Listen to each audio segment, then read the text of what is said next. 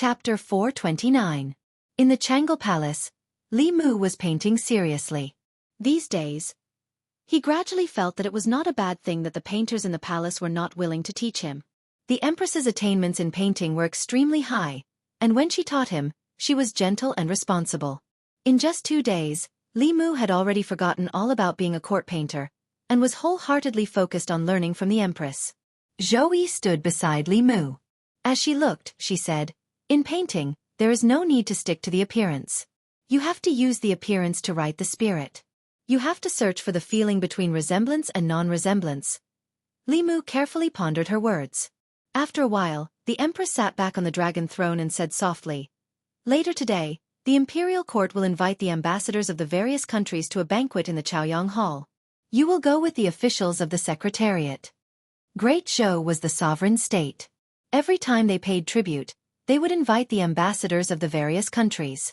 At that time, besides the important officials of the imperial court, the Empress would also attend. After finishing this painting, Li Mu went to the secretariat. Today's banquet was only for officials of the 4th rank and above. In the secretariat, only the head of the secretariat and 2 assistant ministers were qualified. Li Mu had just returned to the duty room when Lu Yi walked in and asked, "Will Lord Li also attend today's banquet?" Li Mu nodded and said, "Her Majesty has asked me to go with the officials of the secretariat." Although Li Mu's rank was not high enough, it was within Lu Yi's expectations that he would go. He smiled and said, "In that case, I will call Lord Li again later." There was still some time before the banquet, so Li Mu had nothing to do. He stretched out his hand. With a flash of white light, the art saint's brush appeared in his hand. He gripped the brush and attempted to draw a few strokes in the void, yet nothing was left behind. Li Mu had the Empress try before, and she was also unable to use the ultimate art of creating something from nothing of the painting path. It was fine if Li Mu couldn't do it, but even the Empress couldn't. Li Mu had reason to suspect that this technique was the same as Dao techniques and mystical powers. It should also require a chant or an incantation. Unfortunately, the tomb of the art saint was very simple. Other than this brush and a few authentic works, there was nothing else. On the Dao of painting, Li Mu encountered the same predicament as Xiao Bai. They both lacked cultivation dermic formulations. Xiao Bai's predicament was easy to resolve. The white fox race was still a large fey race, but the Dao of painting had not appeared for a long time. At present, the only thing Li Mu could do was to learn painting from the Empress and wait for the right opportunity. Half an hour later, Li Mu, Lu Yi, and the others walked towards the Chaoyang Hall. This hall was to the left of the Crepe Myrtle Hall. During the time of the previous emperor, he often held banquets for officials and clans. Walking into the Chaoyang Hall, Li Mu walked to his seat and sat down, looking across. At this banquet, the officials of the Great Zhou sat on the left, and the ambassadors of the various countries sat on the right. Across from Li Mu were the ambassadors of the various countries. There were more than 10 small countries in the southeast and southwest of Zhou province. The combined area of these small countries was only half the size of Great Zhou. In these 100 years, they were all vassals of Great Zhou. They paid tribute to Great Zhou, and Great Zhou provided them with protection. Other than this relationship, Great Zhou would not interfere with their internal affairs. Among these countries, Liang, Yu, Jiang, Jing, Shen, and Yong were the most powerful. Among the 6 Daoist sects, other than the Fulu school and Xuanzong, which were located in Great Zhou, the other 4 sects were located in Liang, Yu, Jiang, and Jing. Relying on these 4 sects, these 4 countries had considerable influence in the south. Although Shen did not have a Daoist sect, it was the birthplace of Buddhism. Among the various countries, it had the largest area and the largest population. Its strength could not be underestimated. In the past, Shen was a formidable rival of Great Zhou. When Great Zhou was first established, Shen took advantage of the Great Zhou's instability to provoke Great Zhou. Taizu sent troops to attack Shen's capital. If it were not for Great Zhou's policy of peace, Shen would have long been erased from the Zhou continent. Since then, Shen Gua had been completely well-behaved. For a long time, Shen had the ambition to become the overlord of the Zhou continent.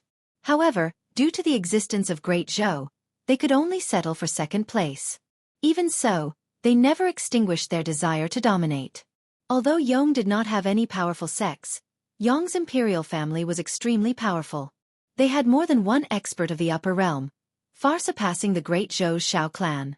What was even rarer was that as Great Zhou's emperors grew more and more muddle-headed with each generation, Yong produced 5 generations of wise emperors. They worked hard for 100 years, sweeping away all obstacles within the country and completing the peaceful unification of the country. During these 100 years, Yong's national strength steadily increased. In Zhuzhou, it was the 3rd most powerful country, second only to Great Zhou and Shen. In the beginning, the other countries were very submissive to Great Zhou, practically kneeling and begging. They wanted to use their tributes in exchange for Great Zhou's protection. Without Great Zhou, they would have to face enemies from other continents. However, following the decline of Great Zhou, their thoughts naturally changed. They began to look forward to Great Zhou's destruction and its replacement as the new overlord of the Zhou continent. However, the previous emperor's muddle-headedness had caused Great Zhou to sink into a quagmire. Coincidentally, the Great Zhou had rebelled and seized power, causing Great Zhou to become even more chaotic. The other countries' thoughts were bound to become even more active. This tribute had to intimidate these people enough. Otherwise, Great Zhou would lose its right to speak on the Zhou continent and its prestige as a great country.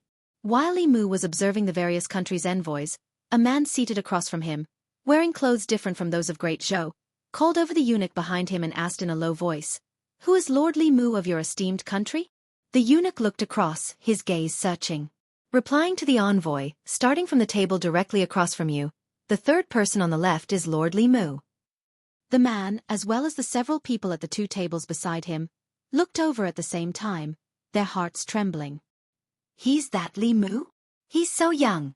Great Zhou has changed too much in the past few years. This person is so young, but his methods are so powerful.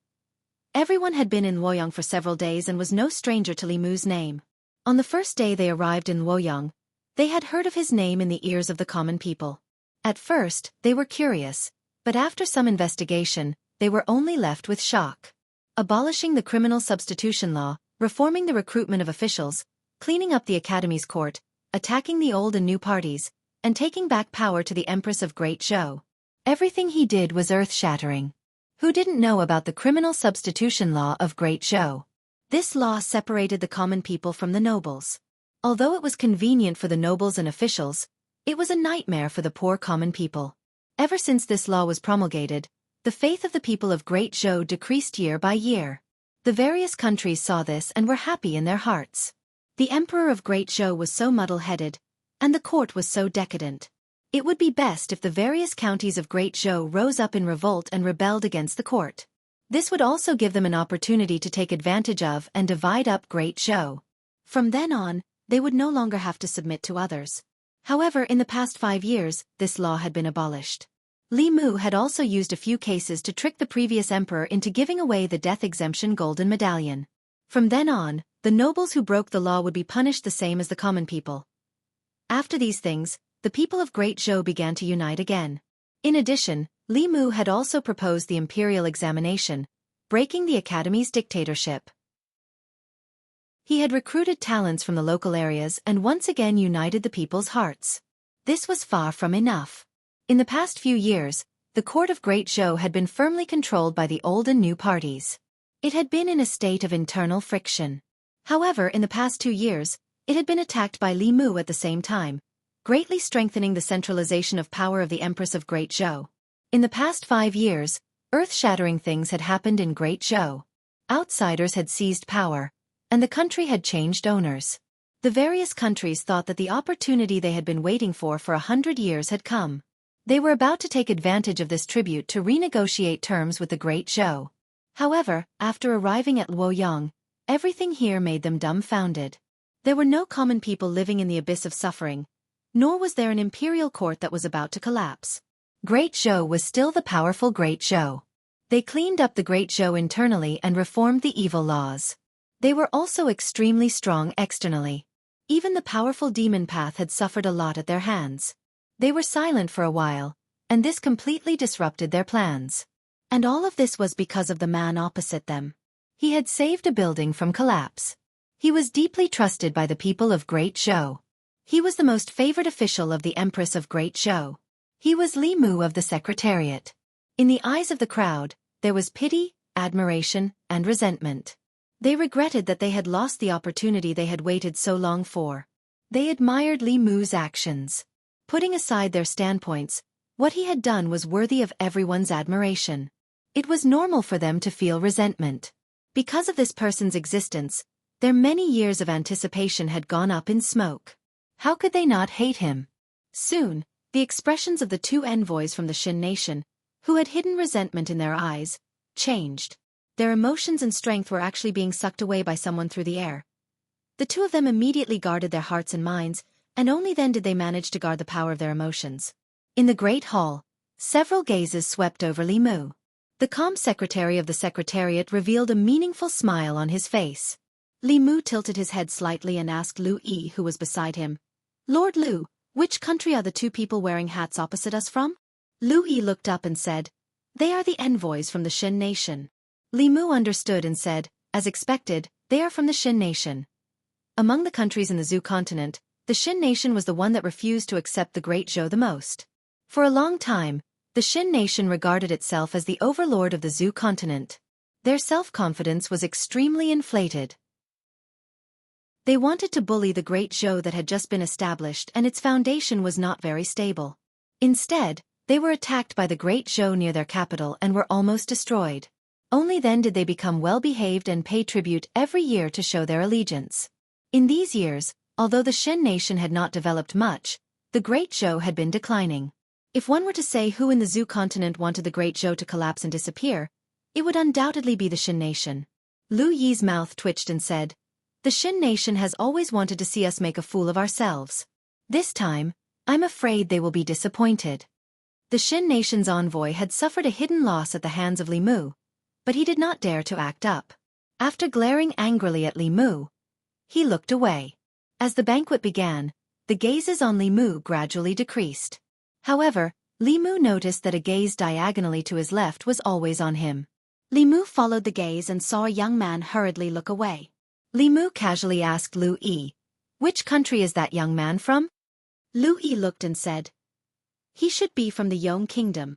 The Yong kingdom was not large, but its strength was not weak. This was especially true for the Yong royal family, which was the most powerful in the Zhou continent. In terms of the number of experts in the upper realm, the Yong kingdom was comparable to the 6 schools and 4 sects. The Yong kingdom had produced 5 wise rulers in succession, and could be considered a legend in the Zhou continent. Li Mu's gaze swept past the young man and looked at the middle-aged man beside him. The man's aura was concealed and not a trace was leaked. He looked like a mortal who had never cultivated. However, the Yong kingdom would not send a mortal. Even if his cultivation had not reached the 7th realm, it should be very close. Li Mu's gaze quickly returned to the young man. It was not because he was handsome, but because although he was no longer looking at Li Mu, he had begun to steal glances at the Empress. From time to time, his gaze would glance at the curtains in front of him. When he noticed that Li Mu was looking at him, he immediately lowered his head and focused on the food on the table in front of him. The young man discovered that every time he tried to steal a glance at the legendary figure of the Zhou continent behind the curtains, a gaze would fall on him. After a few times, he no longer dared to steal another glance. The atmosphere at the banquet was exceptionally harmonious. None of the envoys from the various countries proposed to leave the Great Zhou and stop paying tribute. They had already reached an agreement on this matter. However, what they had seen and heard in the Great Zhou over the past few days forced them to be cautious. When the banquet was about to end, Mr. May walked in from outside and hurried behind the curtains. He seemed to have something urgent to attend to. Li Mu noticed that an envoy from the Shen kingdom sitting opposite him seemed to have received some kind of message. His expression slowly darkened. He left his seat and walked to the center of the hall. In a deep voice he said, "Your Majesty, I have just learned that a citizen of my country has been killed in your country. You must give us a satisfactory explanation for this matter. Otherwise, the Shen kingdom will no longer pay tribute to the Great Zhou Empire." When the courtiers in the hall heard this, they were immediately in an uproar. Even if it was an ordinary case of murder, they could not afford to be careless. At a critical juncture when the various countries were paying tribute, a citizen of another country had been killed in the Great Zhou. The impact would be even worse. If they were not careful, it would incite conflict between countries. This was especially so when the Shen kingdom was already disloyal. They could use this as an excuse. Mr. May walked out from behind the curtains and said, "Your Majesty, please move to the Ziwei Palace and order the Ministry of Justice to immediately bring the people involved in this case to the palace." Assistant Minister Yang of the Ministry of Justice stood out and said respectfully, "Yes, Your Majesty." After that, he strode out of the hall and quickly walked out of the palace. Ministry of Justice. A group of people gathered outside the Ministry of Justice and discussed animatedly. That citizen of the Shen kingdom clearly fell on his own and hit the stone steps. He can't blame anyone else. But if that young man didn't chase after him, he wouldn't have fallen. Nonsense. If he didn't steal, would others chase after him? But he's dead in the end, and he's from another country. I'm afraid that young man will have to pay with his life. Within the Ministry of Justice, Assistant Minister Yang looked at Wei Peng and sighed. He said, "The envoy of the Shen kingdom is using this opportunity to make a statement. If this matter isn't handled well, I'm afraid that something big will happen." "Where's that criminal?" "I have to bring him to the palace," Wei Peng nodded and said. "He's in the prison." "I'll go get him." He walked into the prison of the Ministry of Justice and opened a cell door. He said to a pale-faced young man, "Let's go. I'm afraid this is your only chance to enter the palace in your life." The young man's face was filled with despair. He said in a trembling voice, "Sir, I don't want to die yet." Wei Peng glanced at him and asked, "Why do you want to die?" The young man's body trembled. He said with infinite regret, "If I didn't chase after him, he wouldn't have died." Wei Peng asked in return, "You were just in a hurry. When did you chase after him?" Chapter 430. Outside the prison. The Assistant Minister of the Ministry of Justice, Yang Lin, shook his head at Wei Peng and said, "It's useless. Once we reach the Golden Palace, we just need to search his soul and the truth will be revealed. Have you forgotten what happened 5 years ago?" Wei Peng patted the thick law of the Great Zhou in his arms. He looked at the Assistant Minister of the Ministry of Justice and said meaningfully, "Sir, times have changed." The Assistant Minister of the Ministry of Justice sighed and said, "I don't know if times have changed or not. I only know that during this year of tribute, the Shen kingdom has always had ulterior motives. They will definitely use this as a pretext to make a fuss. This time, they will definitely not let go of this opportunity." He patted Wei Peng's shoulder and said, "Let's go. You also go to the palace. You know more about this case than I do. When we reach the palace, be careful what you say." The young man looked nervously at Wei Peng and asked, "Sir, I have never been to the palace. What should I do later?" Wei Peng said indifferently, "It's very simple. When we reach the palace, don't say or do anything. Palace, Crepe Myrtle Palace." Today's lunch banquet was already nearing its end. After the emergency of the Shen Kingdom people dying in the Great Zhou Shindu, the important officials of the Great Zhou all moved to the Crepe Myrtle Palace. The envoys of the various countries also followed. At this time, most of the officials still didn't know what had happened. Soon, the Assistant Minister of the Ministry of Justice brought 2 people into the palace. After the report, everyone knew what had happened. This Shen Kingdom person had stolen a precious piece of jewelry from a jade shop in the Shindu. After being discovered by the shopkeeper, he fled through the door. The shopkeeper went out to chase after the thief, but because of his old age, he was left further and further behind by the thief. A passerby saw injustice on the road and helped the shopkeeper chase after the thief from the Shen Kingdom. Unexpectedly, the thief panicked and accidentally fell. Coincidentally, his head hit the top of the stone steps on the street. Immediately, his brain splattered and he died. As a result, the courageous citizen of the Great Zhou became the murderer of this person. In the palace, many of the officials of the Great Zhou had extremely gloomy expressions. Every time the various countries paid tribute, other than diplomatic missions, there would also be some merchants accompanying them, bringing goods from various countries to be sold in the divine capital. In the beginning, when Great Zhou was at its peak, all countries, regardless of whether they were diplomatic missions or merchants, were well behaved and abided by the laws of Great Zhou. They didn't dare to do anything that violated the law. But in the past 50 years, with the decline of Great Zhou's national power, the intervals between tributes from other countries gradually increased, and the tributes gradually decreased. The actions of foreigners in Great Zhou also became more and more unbridled. By the time of the previous emperor, Great Zhou had completely lost the spirit of a great country. Furthermore, in order to rope in these small countries and prevent them from leaving the Great Zhou while he was in power, the previous emperor even gave them a lot of preferential treatment. From the beginning, merchants from other countries were exempted from all taxes in the Great Zhou, to indulging them in breaking the law and even committing crimes within the Great Zhou's borders. The law of Great Zhou could govern the citizens of Great Zhou, but it couldn't govern the citizens of other countries. This caused the previous emperor's reign to be the most aggrieved period for the citizens and officials of Great Zhou. This aggrieved feeling reached its peak 5 years ago. 5 years ago, the last time the various countries paid tribute, a merchant from the Shen nation raped a woman in the divine capital and was injured by a righteous man. The Shen nation diplomatic mission flew into a rage and threatened that if Great Zhou didn't give them a satisfactory explanation, they would sever their tributes with Great Zhou. In order to maintain stability, the previous emperor publicly executed that righteous man, but released the criminal from the Shen nation. This became the most humiliating diplomatic incident in the history of Great Zhou. It forcefully broke the backbone of the citizens of Great Zhou, causing the citizens of other countries, especially those from the Shen nation, to act recklessly in Great Zhou. However, the citizens of Great Zhou didn't dare to voice their anger. 5 years later, this scene repeated itself once again.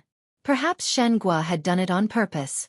In the Crepe Myrtle Palace, the Shen nation diplomatic mission said with a cold expression, "A citizen of my Shen nation died in your Great Zhou. The Great Zhou court must severely punish the murderer and give us an explanation." At this moment, under the gazes of the people in the imperial court, a figure slowly stepped forward. Wei Peng looked at the Shen nation diplomatic mission and asked, "Murderer? What murderer?" The Shen nation diplomatic mission said, "Of course it's the murderer who caused the deaths of our citizens." Wei Peng shook his head and said, "A merchant from your country committed a theft in the Great Zhou's divine capital. When he was escaping, he accidentally fell and hit the stairs and died. What does this have to do with others? How can there be a murderer?" The Shen nation diplomatic mission said coldly, "Who are you? What does this have to do with this case?" Wei Peng said indifferently, "I am the head of the Ministry of Justice, Wei Peng. I have been invited by my client to act as his defense in this case. I will speak on his behalf." The Shen nation diplomatic mission pondered for a while before he understood that this official from the Great Zhou was trying to exonerate this person. His expression became even more unfriendly as he said, "Even if he stole first, according to the laws of your Great Zhou, this crime does not warrant death. If that person did not chase after him, he would not have died. In the end, this person is still the murderer who caused his death." When the Shen nation diplomatic mission said this, the officials in the imperial court could already confirm that the Shen nation had come prepared this time. They actually knew the laws of the Great Zhou so well. If this kind of thing happened to a citizen of the Great Zhou, it would be somewhat unclear. Furthermore, it was a foreigner. This case became somewhat difficult to judge. At this moment, Wei Peng looked calmly at the Shen nation diplomatic mission and asked, "Who said that my client was chasing after him?" "My client was just in a hurry. Your merchant was panicking and died from hitting the stairs. What does this have to do with my client?" When Wei Peng's words came out, whether it was the officials in the imperial court or the envoys from the various countries, they were all stunned. This reason was really amazing. Prince Shou was so shocked that his mouth opened wide. He said in surprise, "This kid is a talent." The Shen nation diplomatic mission quickly reacted and said coldly, "He was running while shouting, 'Stop and don't run.' Could it be that he was also in a hurry?" Wei Peng said indifferently. "He was in a hurry and was thirsty. He happened to see a vendor carrying tea and wanted to ask for a cup of fermented rice wine to quench his thirst. Is that not allowed?" The Shen nation diplomatic mission glanced at him and said coldly, "You can quibble. As long as you let us search his soul, the truth will naturally be revealed." "Impudent!"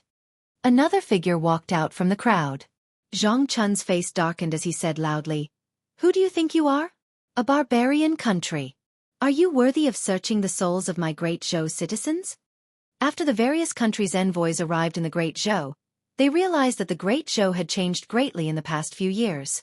Naturally, they did a detailed investigation of the Great Zhou court. They all knew the identity of the person who was reprimanding the Shen nation diplomatic mission. Zhang Chun was the left assistant minister of the Ministry of Personnel and the minister of Imperial Ancestral Temple. He was loyal to the Empress of the Great Zhou and did not belong to either the old or the new party. At the same time, he was also the most loyal dog under the powerful minister Li Mu. The Shin Nation diplomatic mission's face was extremely cold. He gritted his teeth and said, "The citizens of the Shin Nation died in the Great Zhou's Shindu."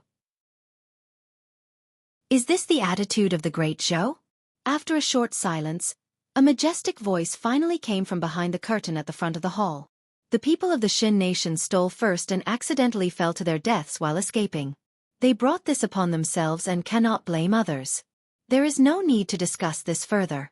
The Empress's voice echoed in the hall. In the end, she only left 2 words: "Court dismissed." The Empress's words undoubtedly determined the nature of this case. After the court was dismissed, the officials of the Great Zhou walked out of the Crepe Myrtle Hall and couldn't help but straighten their backs.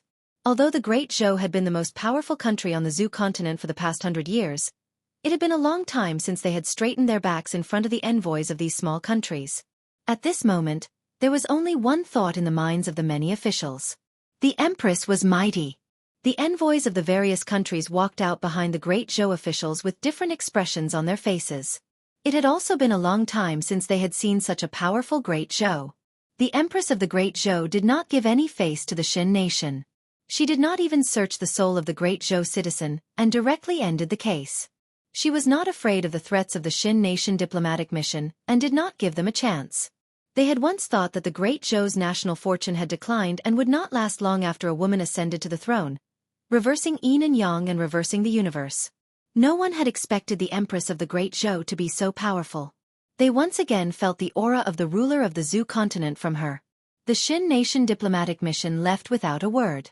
It was not until this moment that they realized that the Great Zhou of today was no longer the Great Zhou of 5 years ago. The man from the Yong Kingdom breathed a sigh of relief and said, 5 years ago, the people of the Great Zhou were cold and heartless.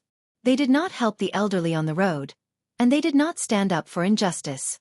I once saw with my own eyes that the people of the Shin Nation dragged a woman from the Great Zhou into a dark alley. The onlookers ignored them. I did not expect that 5 years later, a frail scholar would have the courage to step forward. The times have truly changed. The seriously ill lion of the Great Zhou has once again stood up. The young man beside him took a deep breath. The dignified voice of the Empress of the Great Zhou still echoed in his ears. He raised his head and resolutely said, "There will be a day when I will also become that kind of person." After the envoys of the various countries returned to the Chamberlain of Dependencies, they closed their doors and did not leave. This trip to the Great Zhou was full of surprises.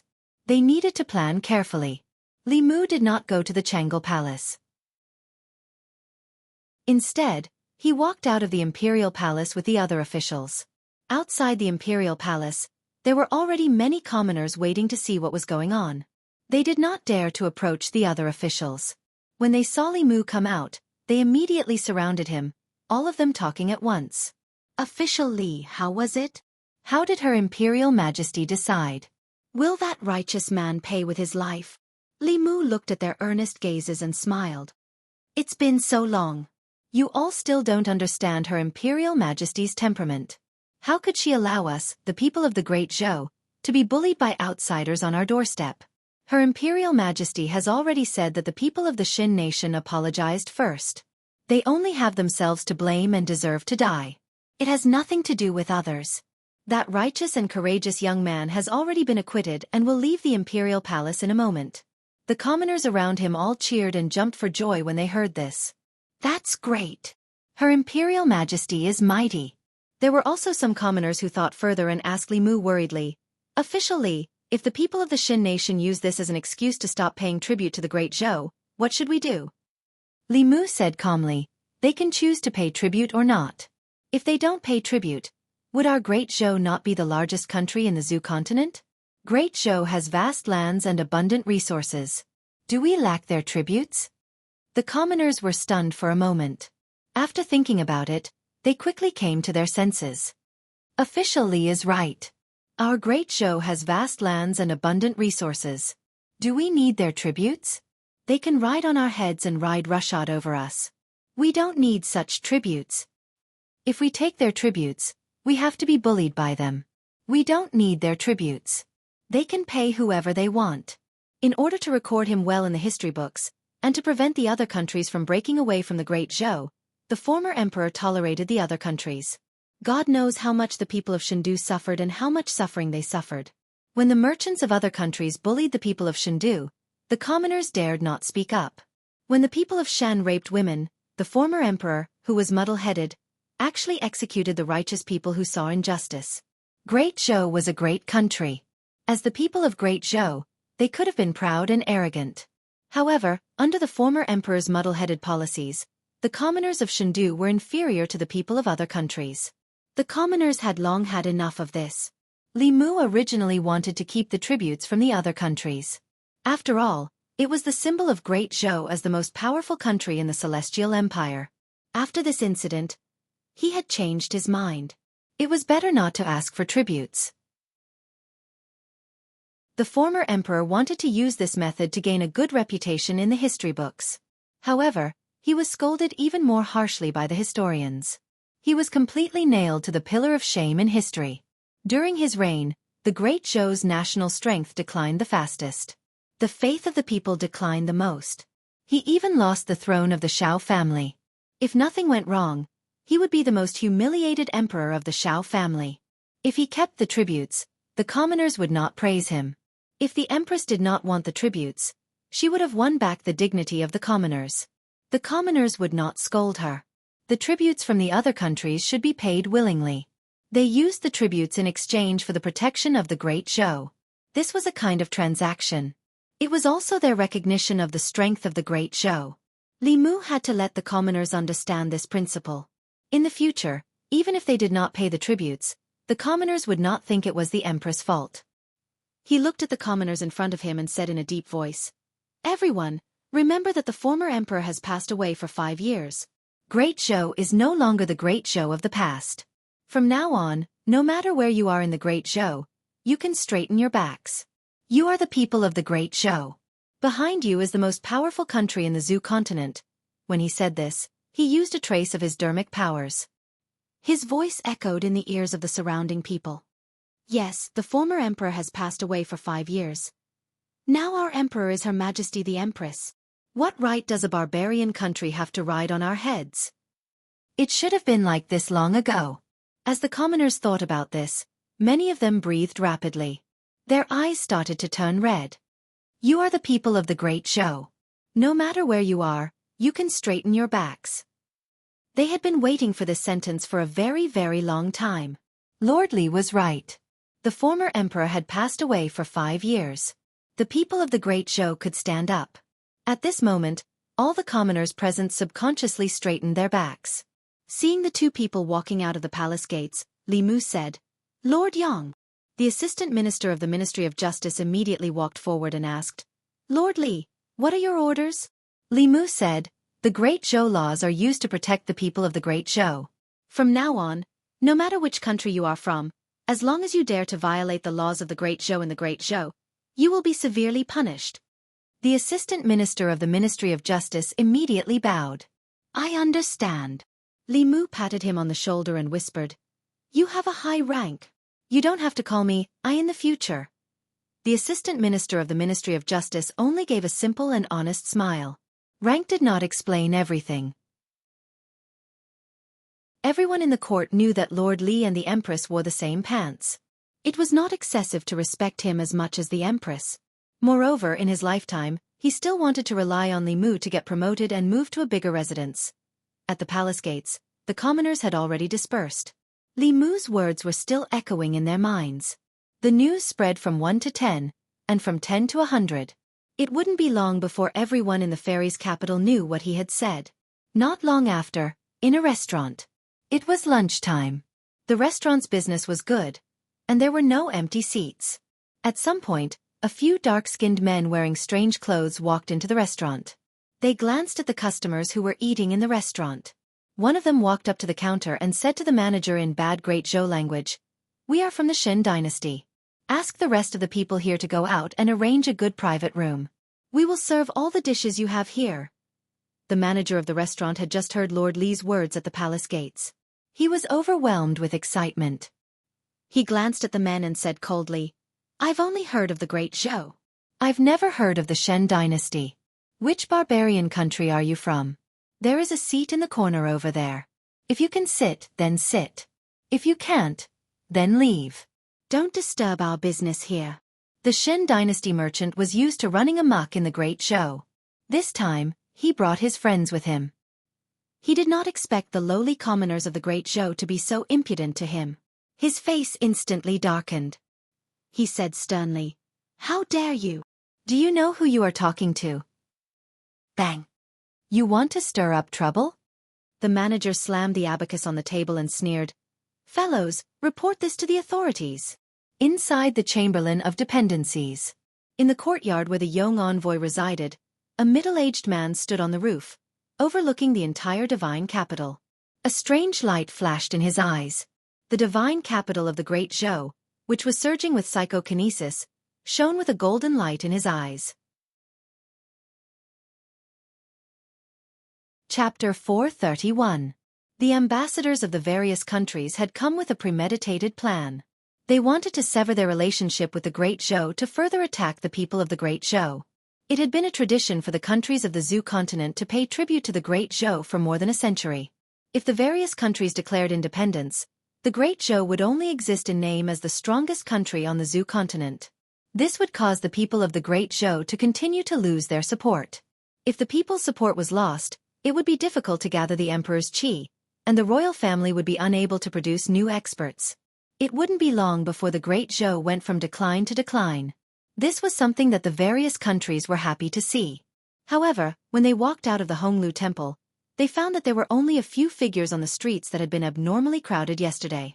After some investigation, they found that the people of the divine capital had spontaneously gone to the ancestral temple to pay tribute. Because the people were paying tribute, the streets were empty. How united was the people of the divine capital? Under these circumstances, even if they stopped paying tribute, the impact on the people's support would be minimal. Even if they stopped paying tribute, it would instead cause the people of the Great Zhou to be more united. In the following half a day, the Ministry of Justice arrested dozens of foreign merchants who had violated the laws of the Great Zhou. They were flogged at the entrance of the Ministry of Justice, attracting countless people to watch. Their cheers could be heard from several streets away. There were also a few who had seriously violated the law and were likely to face several years of imprisonment. The ambassadors of the various countries protested this matter to the Great Zhou court, requesting that the Ministry of Justice release the relevant people, but they were rejected. One of the ambassadors of the Shin nation asked around and returned to the Honglu temple. He said to his companion, "I've asked around." When the memorial was delivered to the Great Zhou Secretariat, it was shot down. It was done by that Li Mu. This person is unmoved by force or persuasion. He's not afraid of anything. Another ambassador of the Shin nation thought for a moment, then said, "There's no other way. Let's just directly protest to the Empress of the Great Zhou. I don't believe that she's not afraid of us cutting off our tribute to the Great Zhou. If that happens, she'll become a sinner for all eternity." In the Changle Palace, Li Mu handed a memorial to the Empress, who was reading a book, and asked, "Your Majesty, the Shin nation's envoy threatened the imperial court. If we don't release them, they will cut off their tribute to the Great Zhou. How should I respond to them?" Zhou Yi flipped to a page and said indifferently, "Write a decree. From today onwards, the Great Zhou and the Shin nation will sever their tributes. Didn't they refuse to pay tribute?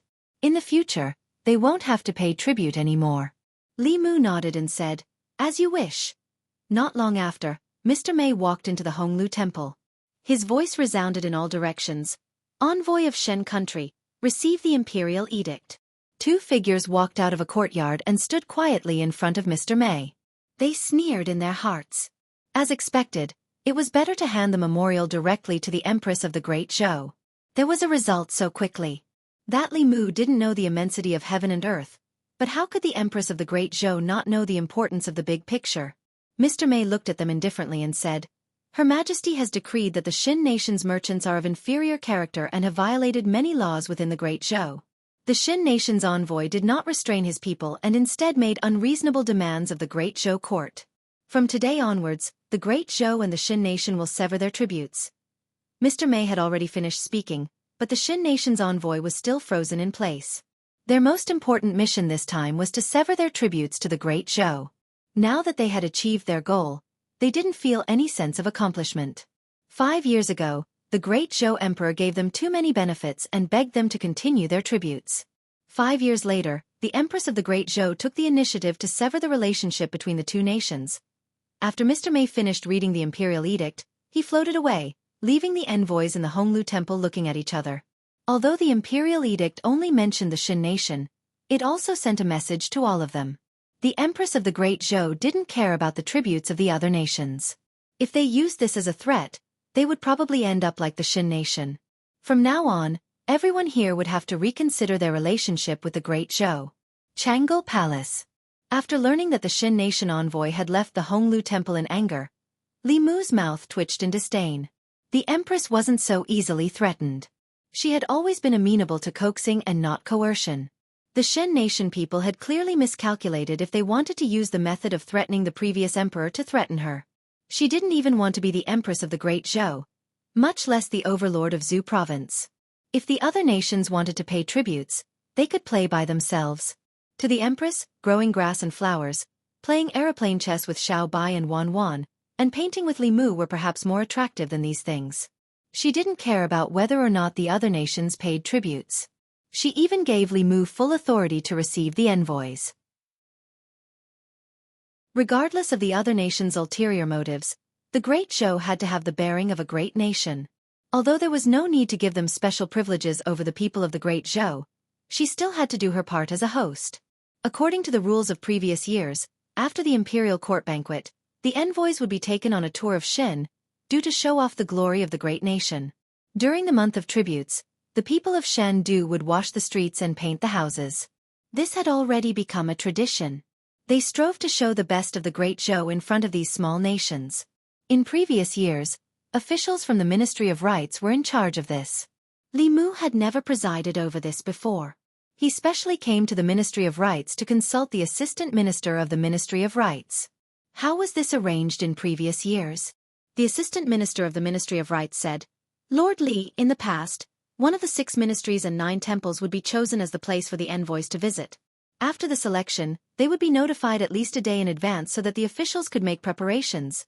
After he finished speaking, he asked again, "Lord Li, which government office will we choose this time?" Li Mu waved his hand and said, "Whatever." The next day, at the entrance of the Department of Offerings, the Assistant Minister of the Ministry of Rites looked at the envoys and said, "This is the Department of Offerings of the Great Zhou. Everyone, please." The envoys all had expressions of interest on their faces. In the past, the Great Zhou court would only allow them to visit the 6 ministries and 9 temples. This was the first time they were allowed to visit the Department of Offerings. The Department of Offerings was the place where the experts of a nation gathered. From the Department of Offerings, one could see the foundation and strength of a nation. The Assistant Minister of the Ministry of Rites led the crowd in slowly. They passed through the front yard of the Department of Offerings and came to an extremely wide open space. The Assistant Minister of the Ministry of Rites took the initiative to introduce, "This is the place where the offerings practice their martial arts." On the open space, ripples of mana could be felt. At the very front, on a small slope, stood a human-shaped target. One of the worshippers who exuded the aura of the 5th tier waved his hand, and a dozen or so talismans flew out from his sleeves, creating a violent wave of spiritual energy that knocked down the human-shaped target and also raised the slope to the ground. This scene made the envoys' throats dry up. Every single one of those Fulu was above the earth rank. These Fulu talismans were hard to come by in their countries. Anyone who owned one would have to keep it as a life-saving trump card. The Great Zhou's offering was actually so extravagant as to use more than 10 earth-rank Fulu talismans for target practice? This was too wasteful. Just from that attack just now, even a 6th-level cultivator would have to deal with it. Those below the 6th level would probably not even be able to escape with their primordial spirits. Another consecrator flicked his finger lightly, and a black pill-shaped object flew towards another human-shaped target. The 2 objects collided. After a strong spatial ripple, that human-shaped target was swallowed by a black hole in the void. Many people swallowed their saliva secretly. If this object landed on them, they probably would not be able to avoid the fate of being swallowed. This strange method of attack was simply unheard of.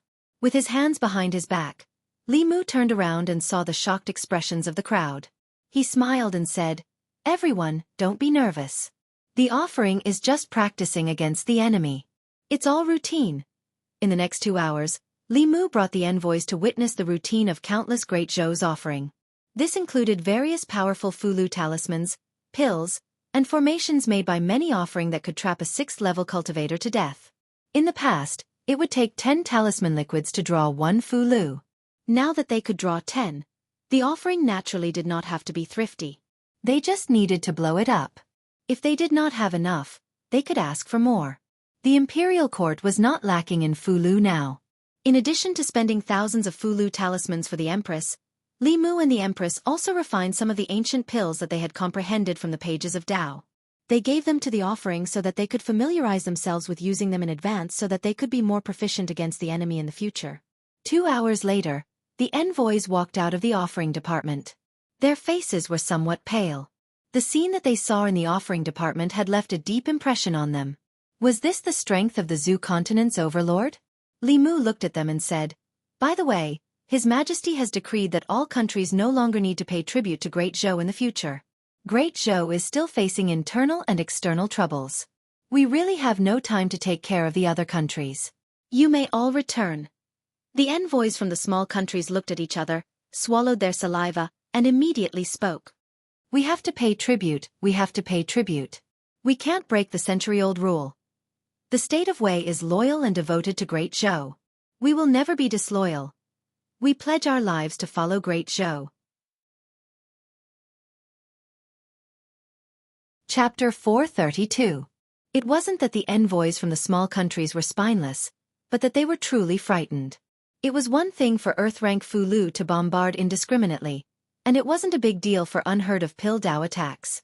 It was possible to find flaws in a joint attack formation, but who had ever seen a wall covered with heaven-rank Fulu just for people to admire?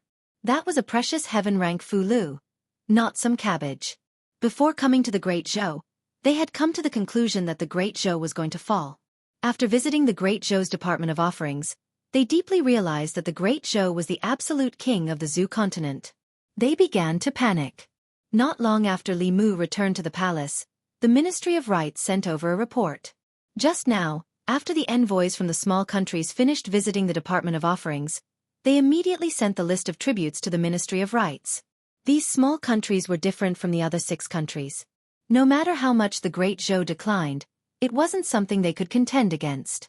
The reason they didn't immediately offer tributes was because they were observing the other countries. After witnessing the power of the Great Zhou with their own eyes, they all put away their hesitation. In the Chamberlain of Dependencies, the envoys from the other countries gathered together, their hearts particularly complicated. The envoy from Liang sighed deeply and said, "I originally thought that the invasion of the Great Zhou was the beginning of its decline. I didn't expect that this would be their chance to rise again." The envoy from Yu said helplessly, "The Great Zhou is indeed the Great Zhou. Fortunately, we made sufficient preparations. Otherwise, it's very likely that we would have fallen to the same fate as the Shen Kingdom." After some hesitation, the envoys from Jiang and Jing also spoke up. "The tributes cannot be cut off. Not only must they not be cut off, but they must be restored to their former state. We must satisfy the Great Zhou." Only an hour later, Li Mu received another message. Liang, Yu, Jing, Jiang, and Yong had also sent a list of tributes to the Ministry of Rites. They indicated that this was only the first batch of tributes, and that the second batch would arrive within half a year. In the Changle Palace, the Empress, who was reading a book while reclining on her dragon throne, snorted coldly and said, "Have the Ministry of Rites send the items back. The Great Zhou does not lack this bit of tribute, nor do we need them to pay tribute." Li Mu hurriedly said, "Your Majesty, please reconsider. Please reconsider. Do you still want to grow flowers and plants as soon as possible?" Although Zhou Yi disdained to pay attention to the capricious people of the other countries, what Li Mu said was what she cared about the most. Accepting tributes from the other countries was good for rallying the people's hearts. She picked up the book again and waved her hand. "Forget it. I don't care anymore. You decide." Li Mu said, "Then I will accept their tributes on behalf of your Majesty." Although the tributes from the other countries didn't make much of a difference to the national treasury, it made a big difference to the people of the Great Zhou, who didn't want their motherland to be strong. Accepting tributes from the other countries could strengthen the cohesion of the people, increase the happiness of the people, and increase their psychokinesis and speed up the condensation of imperial qi. If the Empress wanted to retire from her position as Empress soon and spend her old age with Li Mu, it was best not to be willful. Li Mu had just finished drafting the edict when Mr. May walked in and said, "Your Majesty, an envoy from the Yong Kingdom is outside the palace, requesting an audience." Zhou Yi put down her book and sat up from her dragon throne. "What is the Yong Kingdom doing here?" she asked. Mr. May shook his head. "I don't know. Does your Majesty wish to see them?" Zhou Yi thought for a moment, then said, "Have them wait outside the imperial study." The Changle Palace was her sleeping quarters. She generally didn't receive foreign officials here. Zhou Yi stood up, glanced at Li Mu and said, "Come with us." Among the 6 countries, the Yong Kingdom wasn't the strongest, but it had the most prospects. The 4 countries of Liang, Yu, Jiang, and Jing relied on the support of the 4 Daoist sections. Without the 4 Daoist sects, the Yong Kingdom would immediately be reduced to a low-tier country. The Shen Kingdom was the birthplace of Buddhism. It wasn't small and had a large population. However, there were too many internal problems, and the quality of the people was generally low. The Great Zhou had once thought the Shen Kingdom to be very powerful, but after fighting it once, they discovered that the Shen Kingdom was only strong on the outside but weak on the inside. Only the Yong Kingdom's strength was truly powerful. Disregarding everything else, a country with less than a tenth of the Great Zhou's population had condensed 3 strands of Emperor's Qi within 50 years, creating 3 transcending mortality experts for the Yong Kingdom. The Great Zhou had 10 times the population of the Yong Kingdom and was known as the strongest country on the Zhou continent. Yet, in the same amount of time, it had barely managed to condense 1 strand of Emperor's Qi. Just based on this, the Great Zhou's previous emperor and the previous emperor would be ashamed even if they were lying in their coffins. It wasn't hard to guess how condensed the Yong Kingdom's people's Qi was. A single country had produced 5 generations of wise emperors. If he hadn't transmigrated, it wasn't impossible for the Yong Kingdom to defeat the Great Zhou and unify the Zhou continent several decades later. The Imperial Study. This was the place where the Empress received foreign officials outside of the morning court session. The layout was very similar to the Ziwei Palace. The Empress stood behind a curtain, while Li Mu stood in the middle of the hall. Before long, Mr. May led 2 people into the study. One was a middle-aged man, and the other was a young man. They were the envoys sent by the Yong Kingdom. The middle-aged man cupped his hands and bowed to the Empress, saying, "Greetings, Your Imperial Majesty, the Empress of the Great Zhou." The Empress asked from behind the curtain, "Envoys from the Yong Kingdom, what business do you have with us?" The middle-aged man replied, "Before this subject came to the Great Zhou, I was ordered by the Emperor to request a mutual waiver of tariffs between the Great Zhou and the Yong Kingdom in order to promote friendly trade between the 2 countries." The Empress's voice quickly reached Li Mu's ears. "What do you think?" Mutual waiver of tariffs between the 2 countries had both advantages and disadvantages.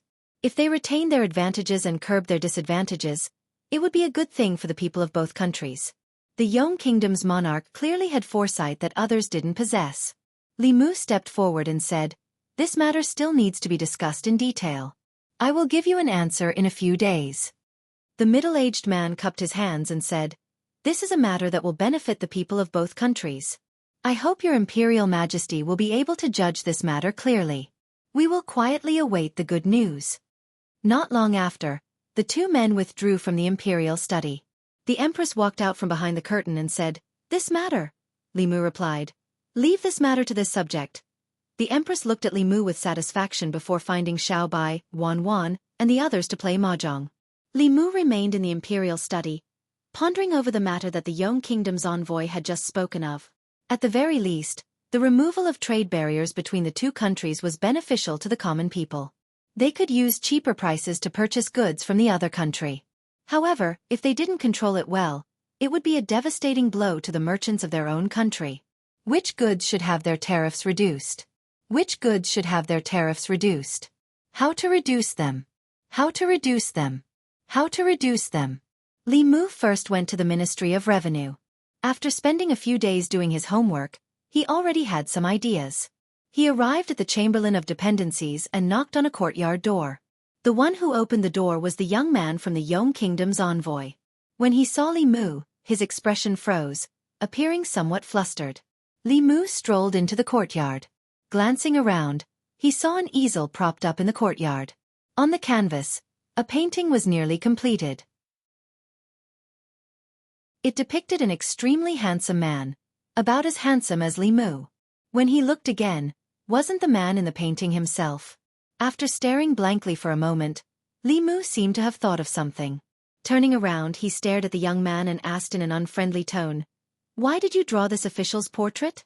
Are you planning to find an assassin to assassinate this official after returning to your country?"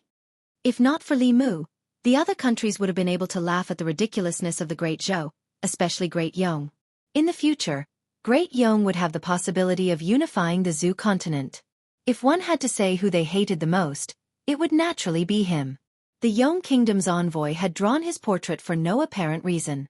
Li Mu had enough reason to suspect that this person harbored evil intentions. Hearing his words, the young man became even more flustered. Promptly shaking his head, he said, No, I drew it casually." "Casually drew it?" Li Mu glanced at the painting again. The painting had both form and spirit, and it was extremely lifelike. In particular, the expression in the eyes was no different from that of a real person. It gave one the impression that the person in the painting would walk out of the painting at any moment. If this was called a casual drawing, then what were Li Mu's recent paintings called? At this moment, Li Mu felt that he had been insulted. Chapter 433. Casually drawn? Li Mu shot him a disdainful glance and said, "Why don't you casually draw another one for me to see?" To draw such a likeness of him and use such a careless reason, it was hard for Li Mu not to suspect that he had some other motive. Could it be that he really wanted to assassinate him? The young man walked to the drawing board, took off the canvas, and covered it with a new piece. He held a brush in his hand, and after he landed it on the canvas, he quickly drew something. It was so fast that Li Mu could only see the afterimage. After a moment, the youth put down the brush in his hand, and another Li Mu appeared on the canvas. Compared to the previous Li Mu, the likeness was even more vivid and lifelike. Li Mu was dumbstruck, as if he was looking at another him. He even had the misconception that the person in the painting had taken a step forward. Li Mu quickly discovered that this was not a misconception. One of the legs of the man in the painting really stepped out, and a man who looked exactly like Li Mu appeared in front of him.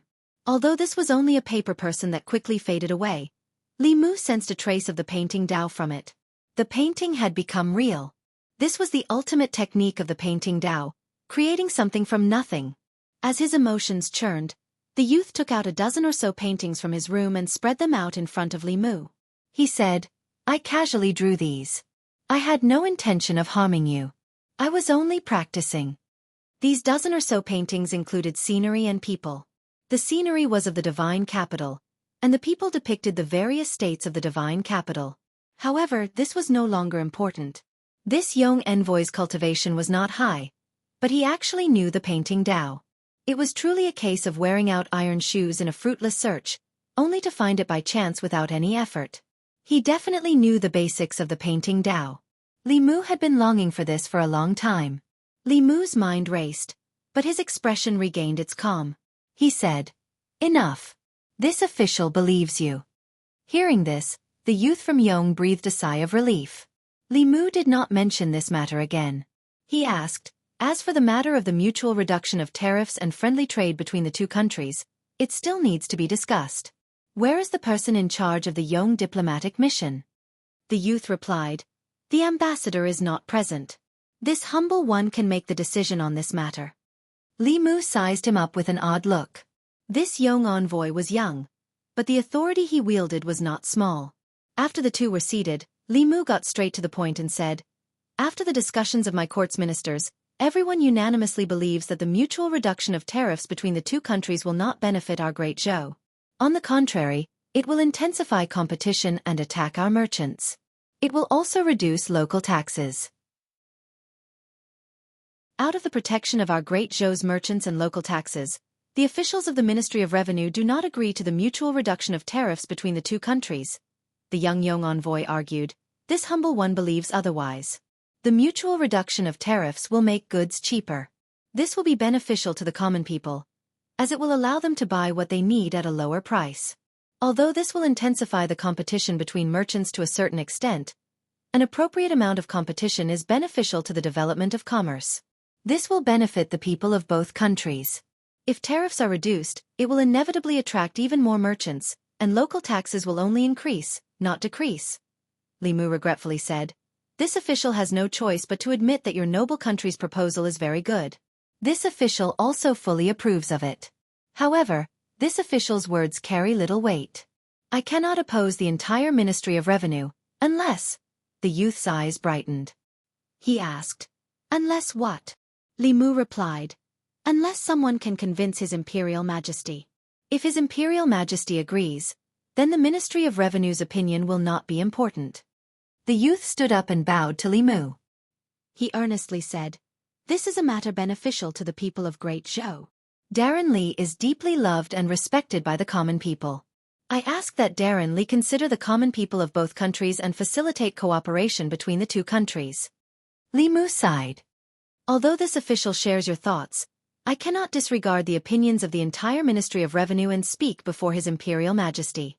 Otherwise, won't this official become a treacherous official who bewitches His Imperial Majesty into making arbitrary decisions?" The youth replied, "The eyes of the common people are as clear as snow. If Darren Li is a treacherous official, then there will be no loyal officials in the Great Zhou." When he said this, his tone was somewhat complicated. They had actually made 2 preparations for their trip to the Great Zhou. If the Great Zhou was an arrow at the end of its flight, they would break off the tributes and wait for the day when the Great Zhou collapsed. Then, Great Yong would find an opportunity to dominate the Zhou continent. If the Great Zhou was still powerful, they would abandon the first plan and strengthen trade and cooperation with the Great Zhou, vigorously develop the domestic economy, and raise the standard of living of the common people. Li Mu sighed. This official truly wishes to help, but is powerless to do so. The courtiers already have complaints about His Imperial Majesty's favor and trust in this official. If this official opposes the Ministry of Revenue again, who knows what they will say about this official behind my back? Perhaps they will say that this official was bribed by the state of Yong and received benefits from you, harming the interests of the Great Zhou. Speaking on your behalf, isn't this the same as framing this official as being heartless and unjust? He looked at the young envoy and said, "For this matter, you will have to personally seek out Her Imperial Majesty." Disappointed, the young man replied, "Darren Li is Her Imperial Majesty's most favored subject. If your words are useless, then even if we seek an audience with Her Imperial Majesty, it will be futile." Li Mu did not speak. His face revealed a contemplative expression, as if he was hesitating. A moment later, he looked back at the young envoy and said, "This official is fully aware that friendly trade between the two countries is greatly beneficial to both the people of the two countries and the court. Although this official is unable to directly help you due to my status, I can point you in the right direction." The young man's eyes lit up again. Cupping his fist, he said, "Please advise me, Darren Li." Li Mu looked at him and asked, "You should know that Her Imperial Majesty is very interested in painting, right?" The young man nodded. "I saw it a few days ago. The paintings hanging on the walls of Her Imperial Majesty's study are authentic works by Wu Daoxian." Even when the Empress mentioned the art sage, her tone was respectful. However, this young man from the Yong Kingdom directly called him by his name, not even adding the word sage. Perhaps there really was something to him. Li Mu casually asked, "If my guess is correct, you should be cultivating in painting, right?" The young man did not deny it. Nodding, he replied, "Yes." Li Mu unhurriedly said, "From what I know, Her Imperial Majesty is very fond of painting. Moreover, she is deeply in love with the art sage's authentic works. For many years, she has been searching for the lost inheritance of painting. If you can fulfill Her Imperial Majesty's wish, then the matter of trade will not be a problem." After saying this, he slowly stood up and said, "This official's words end here. I can't say anything more. Think about it yourselves." Finished speaking, he turned and left. The middle-aged man walked out of the room. The young man raised his head to look at him and asked, "Royal uncle, what should we do?" The middle-aged man did not answer. Instead, he asked, "What do you think?" After thinking it over, the young man said, "Reducing tariffs and opening up trade with Great Zhou is a blessing for the common people of Great Yong. Although painting is an important part of the heavenly tomes, it is not that it cannot be taught to outsiders. Daoist cultivators are all aware of this. In the past thousands of years, they have become even more powerful. It is precisely because the other sects do not teach it to outsiders that they have declined." The middle-aged man smiled and said, "Since you have already made your decision, there is no need to ask me." Recalling Li Mu's reminder, the young man sighed with emotion and said, "No wonder Great Zhou has risen again so quickly. The Empress of Great Zhou looks down on the other countries, possessing the spirit of a celestial empire. The officials she has placed in important positions also have such insight. They are intelligent and not lacking in ingenuity. Most importantly, they have the hearts of the common people, establishing their hearts for the heavens and earth, and establishing their lives for the common people. A real man born between the heavens and earth should be like this. It is a pity that he was not born in my Great Yong." The middle-aged man also sighed and said, "The Empress of Great Zhou has exceptional insight. If the previous Emperor of Great Zhou had been at death's door for another 10 years, or if the Great Zhou family had not seized the imperial aura and seized power, then today's Great Zhou would not be like this. Everything is predestined." Li Mu walked out of the Chamberlain of Dependencies and leisurely strolled through the streets. The streets were bustling with activity. Li Mu patiently responded to the greetings of the common people along the way. Along the way, he bought 3 sticks of Tonghulu. Thinking of Wan, he hesitated for a moment before buying 3 more sticks. Afterwards, he continued to walk forward. This time, after walking for a short while, he heard a voice behind him. "Officially, please wait." Li Mu turned his head to look at the young man and asked, "Is there anything else?" The young man handed a letter to Li Mu and said, "I request official Li to deliver this to Her Imperial Majesty, the Empress." Li Mu accepted the letter and nodded his head. It just so happens that this official needs to make a trip to the palace. The young envoy cupped his hands in gratitude and said, "Thank you for your advice, official Li." Li Mu waved his hand and said, "It is all for the common people." Chapter 434. Changle Palace.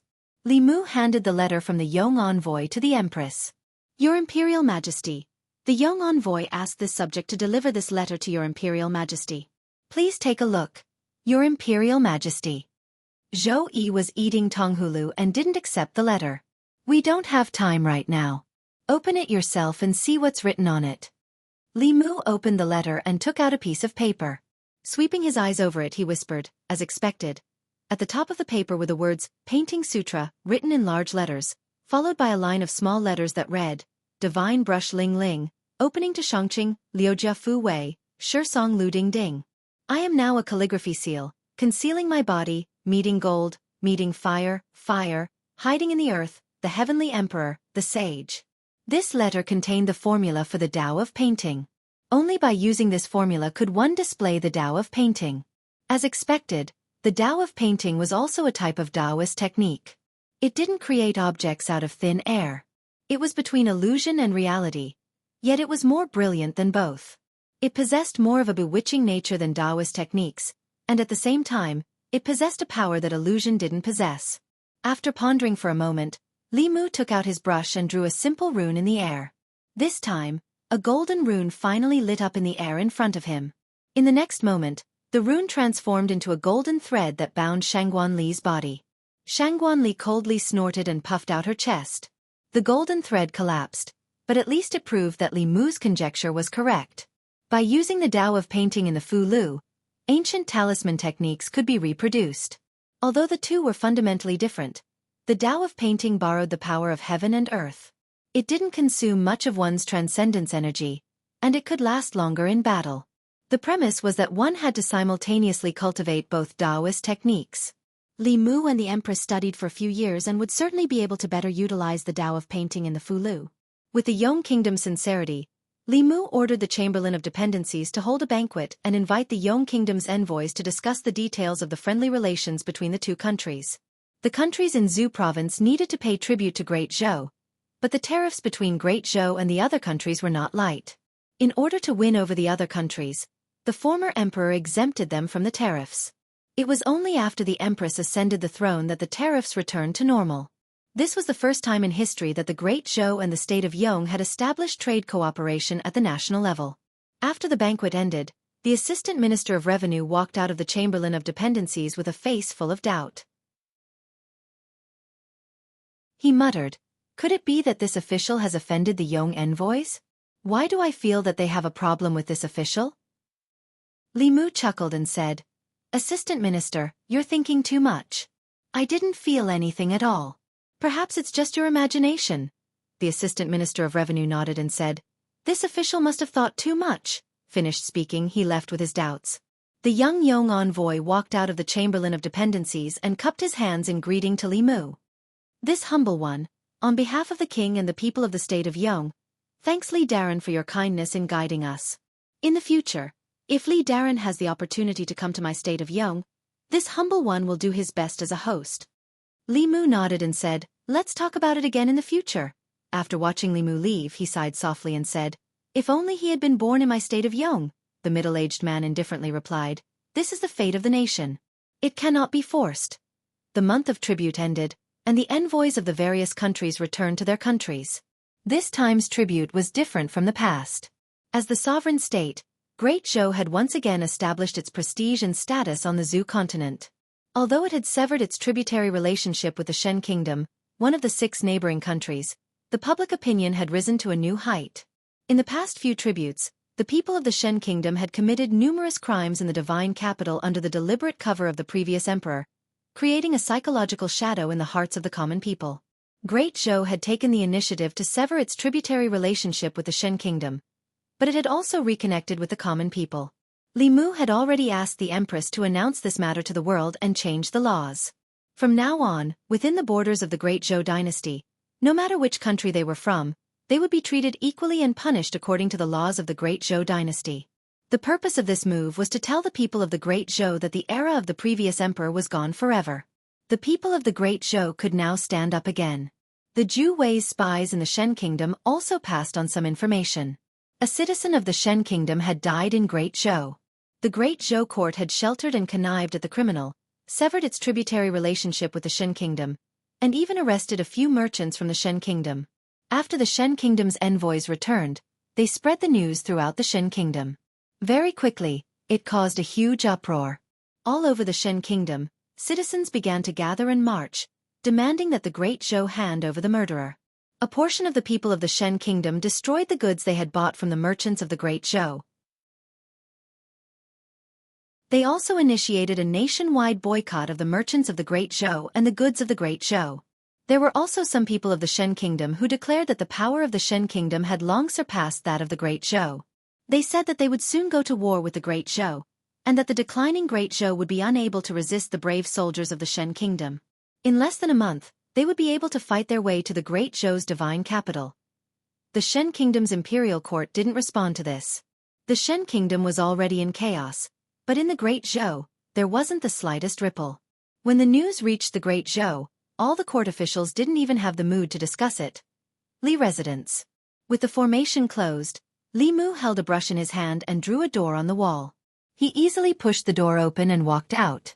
Soon after, he closed the door, and the wall returned to its original state. Li Mu then activated the formation and stood outside the formation. Using the brush, a gap quickly appeared in the protective formation of the Li residence. It was as if Li Mu had opened a hole, allowing him to easily walk into the formation. After several days of trial and error, Li Mu had figured out other uses of the Dao of painting. Aside from being used to draw talismans, the Dao of painting could also be used to break through formations and pass through walls. It was practically unstoppable. No matter how sturdy a wall was, a door could be opened. Opening a hole in an ordinary formation was even easier. The Dao of painting wasn't the strongest offensive ability, but it was superior in its strangeness. Opening a hole in a formation was something that no other Dao could accomplish. Once Li Mu's attainments in the Dao of painting caught up to that youth from the Yong Kingdom or the Empress, he would be able to use this Dao to do even more things. In the past few days, Li Mu's life had been fulfilling and meaningful. At the same time, he cultivated 4 Daos: Dao, Buddhism, Yao, and painting. Every day, aside from dealing with memorials and daily cultivation, he also had to temper his body with Shangguan Li in the astral winds of the 9 heavens. He also had to learn painting from the Empress. He didn't even have much time to accompany Wan Wan and Xiao Bai. During dinner today, Li Mu noticed that Wan Wan ate 1 bowl less than usual. It wasn't just dinner. It seemed that her appetite hadn't been very good these past few days. Yesterday, she even ate less candied haws. He had been busy cultivating these past few days and had neglected her. Before going to bed at night, Li Mu looked at Wan Wan, who seemed to have something on her mind, and asked softly, What's wrong? Did someone make you angry? Wan Wan shook her head and whispered, No, it's just that I miss Miss.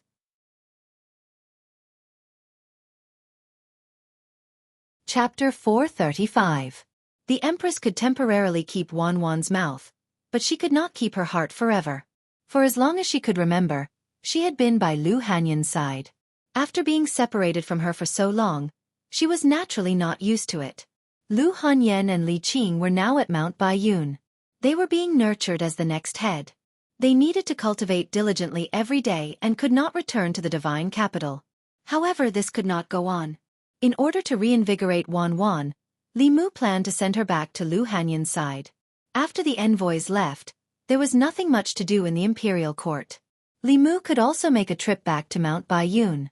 In Changle Palace, Li Mu finished dealing with the last memorial. He turned around and said to the Empress, Your Majesty, I need to send Wan Wan back to Mount Baiyun. I will be back in a month at the latest. Zhou Yi put down her book and asked, It's just a trip to the North County. Will it take a month? Li Mu said, A few days ago, the Office of Consecration received news that a fox demon was causing trouble in Jiujiang County. The local government was unable to suppress it. I can go investigate on the way. It might take a few days. Zhou Yi was a little dispirited. She said, Then you can go. Li Mu stood up and bowed. I will take my leave first. Walking out of Changle Palace, Li Mu held Wan Wan's hand in one hand and Xiao Bai's hand in the other. He prepared to return to the Li residence to pack up and leave early the next morning. Wan Wan was not as happy as Li Mu imagined. More specifically, she was happy one moment and sad the next. Li Mu could not help but pinch her face. He asked, I'm going to take you to see your young miss. Are you still not happy? Wan Wan sighed. I'm happy. Li Mu asked, Happy? Why are you sighing? Wan Wan said worriedly, There are only vegetables and tofu in the mountains. I haven't finished tasting the dishes in Sister Zhou's imperial kitchen. There were 36 counties in the Great Zhou, and each county had hundreds to thousands of local dishes. The imperial kitchen had gathered all the famous chefs in the 36 counties, and new dishes were constantly being introduced. It was impossible to try all the dishes.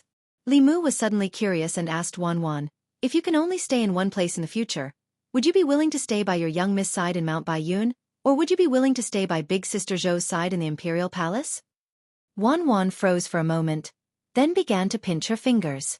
At this moment, it often meant that she was in a dilemma.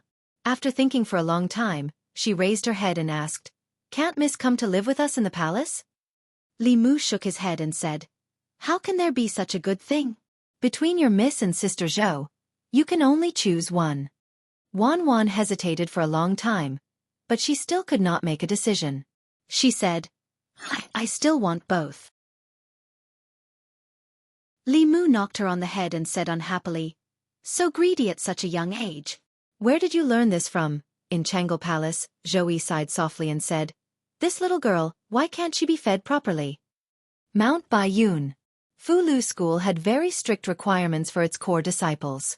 Li Qing and Lu Hanyan were being nurtured as heads of department, so they also cultivated very diligently. When Li Mu brought Wan Wan and Xiao Bai to Mount Baiyun, Li Qing was still in seclusion.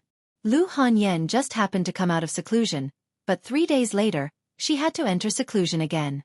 Wan Wan tightly hugged Lu Hanyan's arm and said, Miss, I missed you so much. Lu Hanyan pinched her face and said, Not bad. It hasn't been long since we last met, but your cultivation has improved so much. Wan Wan hugged her arm and asked, Miss, when will you return to the divine capital? Lu Hanyan sensed that she still had something to say, so she asked, It'll be a long time. What's wrong? Wan Wan said, When Miss returns to Fairy's capital, I'll bring you to the imperial kitchen to eat. There's countless delicious food there, and it's different every day. When the time comes, Miss can also stay in the palace. Sister Zhou will definitely agree. Lu Hanyan first glanced at Li Mu, then smiled at Wan Wan and asked, Who taught you to say these words? Li Mu spent the entire night to successfully prove to Lu Hanyan that he didn't teach Wan Wan those words. Lu Hanyan had already occupied the Empress's place once.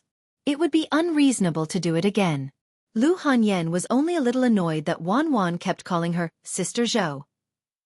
It was as if someone else was wearing her cotton jacket. 3 days later, Lu Hanyan went into seclusion again. Wan Wan and Xiao Bai stayed at Bai Yun Peak.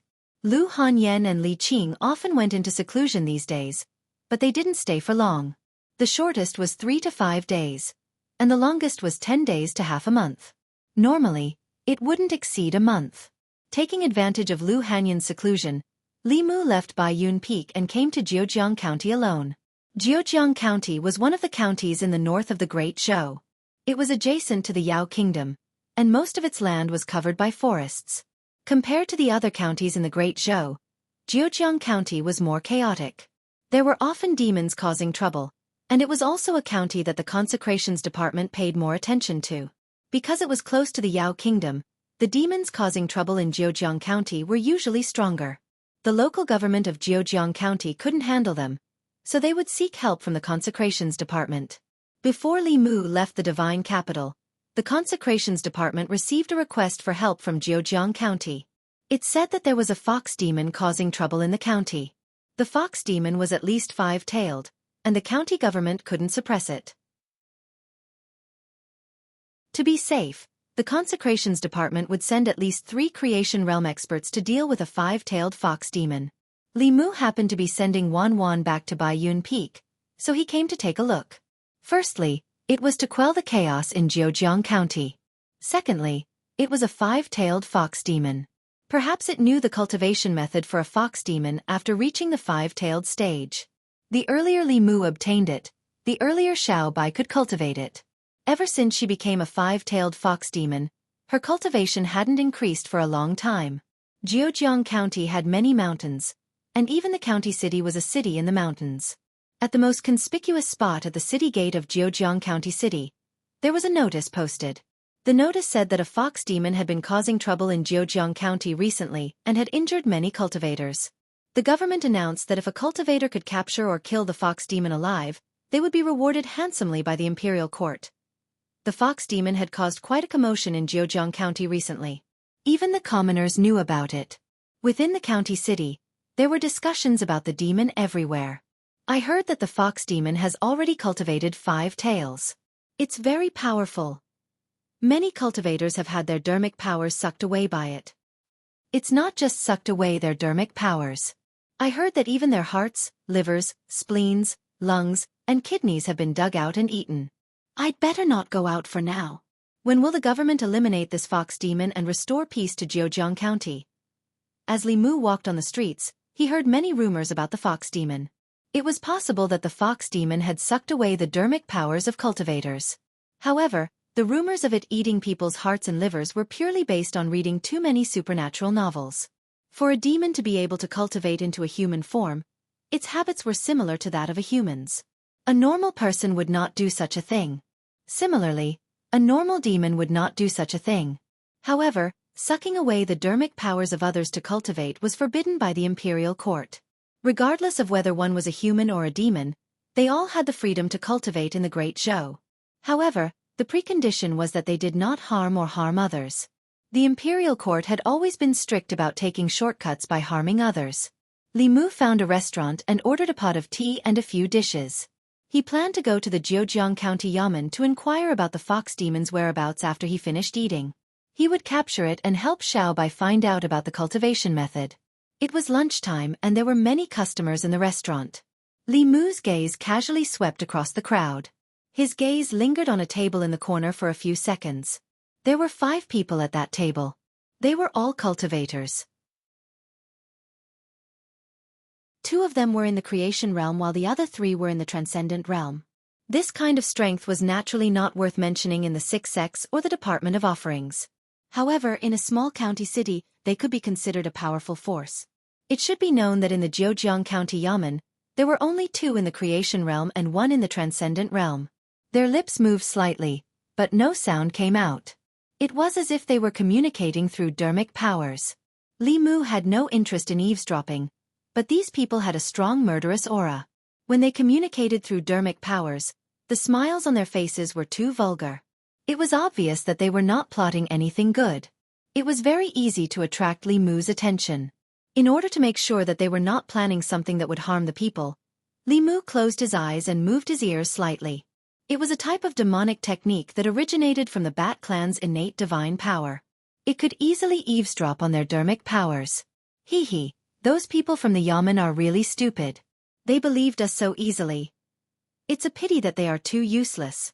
They can't even deal with a five-tailed fox demon.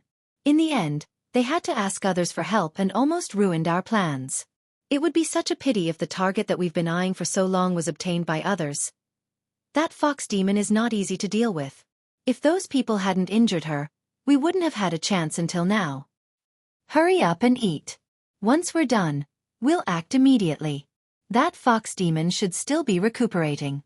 We can't delay any longer. If the Great Zhou Court sends a true expert, our efforts over the past few months will have been in vain. A five-tailed fox demon will definitely sell for a high price. Big brother, after we capture her, can you let me have some fun first? I haven't had a taste of a five-tailed fox demon yet. Bullshasterisk a fox demon that hasn't been touched by anyone is only valuable. Take care of that damn thing of yours. Li Mu opened his eyes, picked up his teacup and took a light sip. It was such a coincidence that he would meet the instigators of the fox demon incident at a random restaurant. The cause of the incident was that these 5 people had their eyes on the fox demon. However, they were no match for the fox demon, so they came up with this plan of borrowing the power of the local government to weaken the fox demon first. Then, they would be able to take advantage of the situation behind the scenes. It was a wishful thinking. The Great Zhou was a human government. Generally speaking, the people of the Great Zhou referred to the humans who lived in the Great Zhou. For the imperial court, if demons harmed people, the government had to kill them. However, killing demons by humans was not something the government should be concerned with. These 5 heretical cultivation practitioners had used this reason to make use of the Zhejiang County government. Their goal had been that fox demon from the very beginning. There were evil demons who ate the essence, blood, and souls of humans. There were also evil humans who killed demons for their cores. There was also a group of cultivators who did not walk the righteous path. Because they were afraid of the imperial court, they did not dare to attack the common people. Therefore they targeted demons. Killing people was against the law, but killing demons did not count. Even if the Great Zhou Court found out, they would not do anything to them. In Li Mu's eyes, these people were no different from those evil demons. When he was halfway through his meal, the 5 people had already left their table and strode out of the restaurant. Li Mu left a silver ingot and walked out slowly. Not long after, outside the Zhejiang County, a thin man closed his eyes and sensed. He pointed in a direction and said, "The blood curse's reaction is over there. Let's go." As he finished speaking, several figures shot up into the sky and flew forward. At a certain moment, the thin man suddenly stopped and looked back. The other 4 people also stopped and asked, "Big brother, what's wrong?" The middle-aged man looked back and said, "I keep feeling that someone is following us." The other 4 people immediately became alert. They looked around but found nothing. One of them was puzzled and said, "There's nothing. Big brother, are you mistaken?" Another person said, "Even if someone is following us, it's impossible for there not to be any fluctuations of mana. Big brother, are you being too sensitive?" The thin man looked around and said, "Maybe I'm thinking too much. Let's go." The 5 people continued forward and quickly disappeared. But after the time it took to drink a cup of tea, they appeared out of thin air. The man who disappeared looked around again and sighed in relief. He said, "Looks like there really isn't anything." One of them smiled and said, "I already said, Big brother is being too sensitive. Let's go quickly. If that fox demon escapes, it will be difficult to find." The 5 people flew away again. On the ground, an invisible figure followed behind them at a leisurely pace. The invisibility spells of Taoism were of little value and could only be used on mortals. In front of cultivators of the same level, they would definitely be exposed. Although invisibility spells could prevent any fluctuations of mana, he could only rely on the strength of his legs. If he used spells to fly or ride on clouds, he would be easily discovered. Fortunately, Li Mu cultivated true Taoism. His body was far stronger than normal cultivators. Even if he only relied on the strength of his legs, he would not lose sight of him for a while. After only 15 minutes, he sensed a strong fluctuation of mana in front of him. The few heretical cultivation cultivators should have been fighting with the fox demon and could not take care of this place. Li Mu put on his clothes and hid behind a tree to observe the situation in front of him. 5 heretical cultivation cultivators were besieging a woman.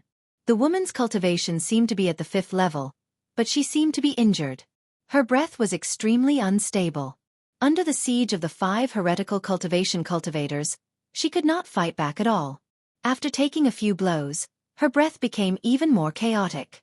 Li Mu thought to himself, if he saved the fox demon at this time, she would be indebted to him for saving her life. Even if she was not of the Heavenly Fox clan, as her savior, he did not need her to repay him with her body. As long as she told him the cultivation method of the Heavenly Fox clan, it should not be too much, right? Thinking of this, Li Mu wanted to take action. Half of his body was already out of the tree, but he suddenly shrank back. In the distant sky, more than 10 figures were rushing over. These figures all exuded a strong aura. Li Mu hid behind the tree and took a peek. He could not help but be shocked. Among the 10 people, the woman in the lead was Phantom Princess.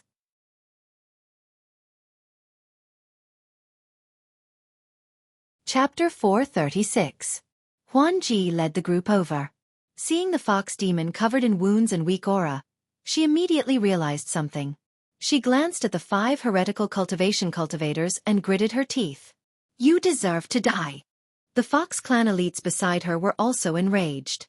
They took out their Dharma treasures and weapons and attacked the 5 evil cultivators. Huan Ji flew to the fox demon and asked, "Are you okay?" Although the fox demon didn't know the woman in front of her, she felt a very familiar aura from her. She knew that the woman was a fox like her. Not only the woman, but the others also had a demonic aura. She relaxed and said, "I'm fine. Thank you, sister." Huan Ji held her hand and transferred her spiritual energy into her body. She asked, "Why were you chased by these people?" Speaking of this, the fox demon's face was filled with anger. She gritted her teeth and said, "These villains captured many of my people and sold them to those despicable humans. They also targeted me. They framed me for harming people and asked the government to gather human cultivators to kill me so that they could reap the benefits. If you didn't save me, I would have been in their hands." Huan Ji's face was filled with hatred. She said angrily, "These despicable humans."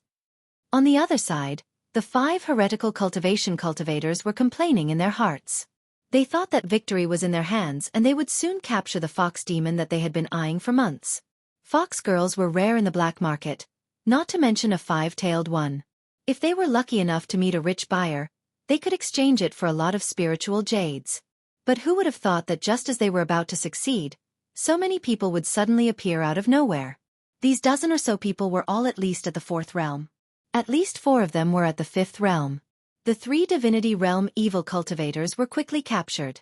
The other 2 5th realm cultivators could only put up a resistance for a short while before their dermic powers were sealed and they were tied up tightly. Huan Ji looked coldly at them and said, "Take them back and deal with them." Li Mu hid behind a tree and hid his aura. He didn't choose to help these people. This was their own sin, so they had to bear the consequences. At this moment, he was thinking about something else. If he went out now, what were his chances of taking down Huan Ji? Huan Ji's subordinates were negligible, but she herself was not easy to deal with. As the 2nd generation of the demon race, she had countless magic treasures. Li Mu had already experienced it once. Although Li Mu was not afraid of her, this was Jiujiang County, which was adjacent to the demon nation. If Huan Ji were to summon the Lord of Illusions, he would be in big trouble. After thinking about it for a long time, Li Mu still did not take the risk. Not far away, Huan Ji said to the fox demon, "Sister, your injuries are not light. Why don't you come to my place to recover?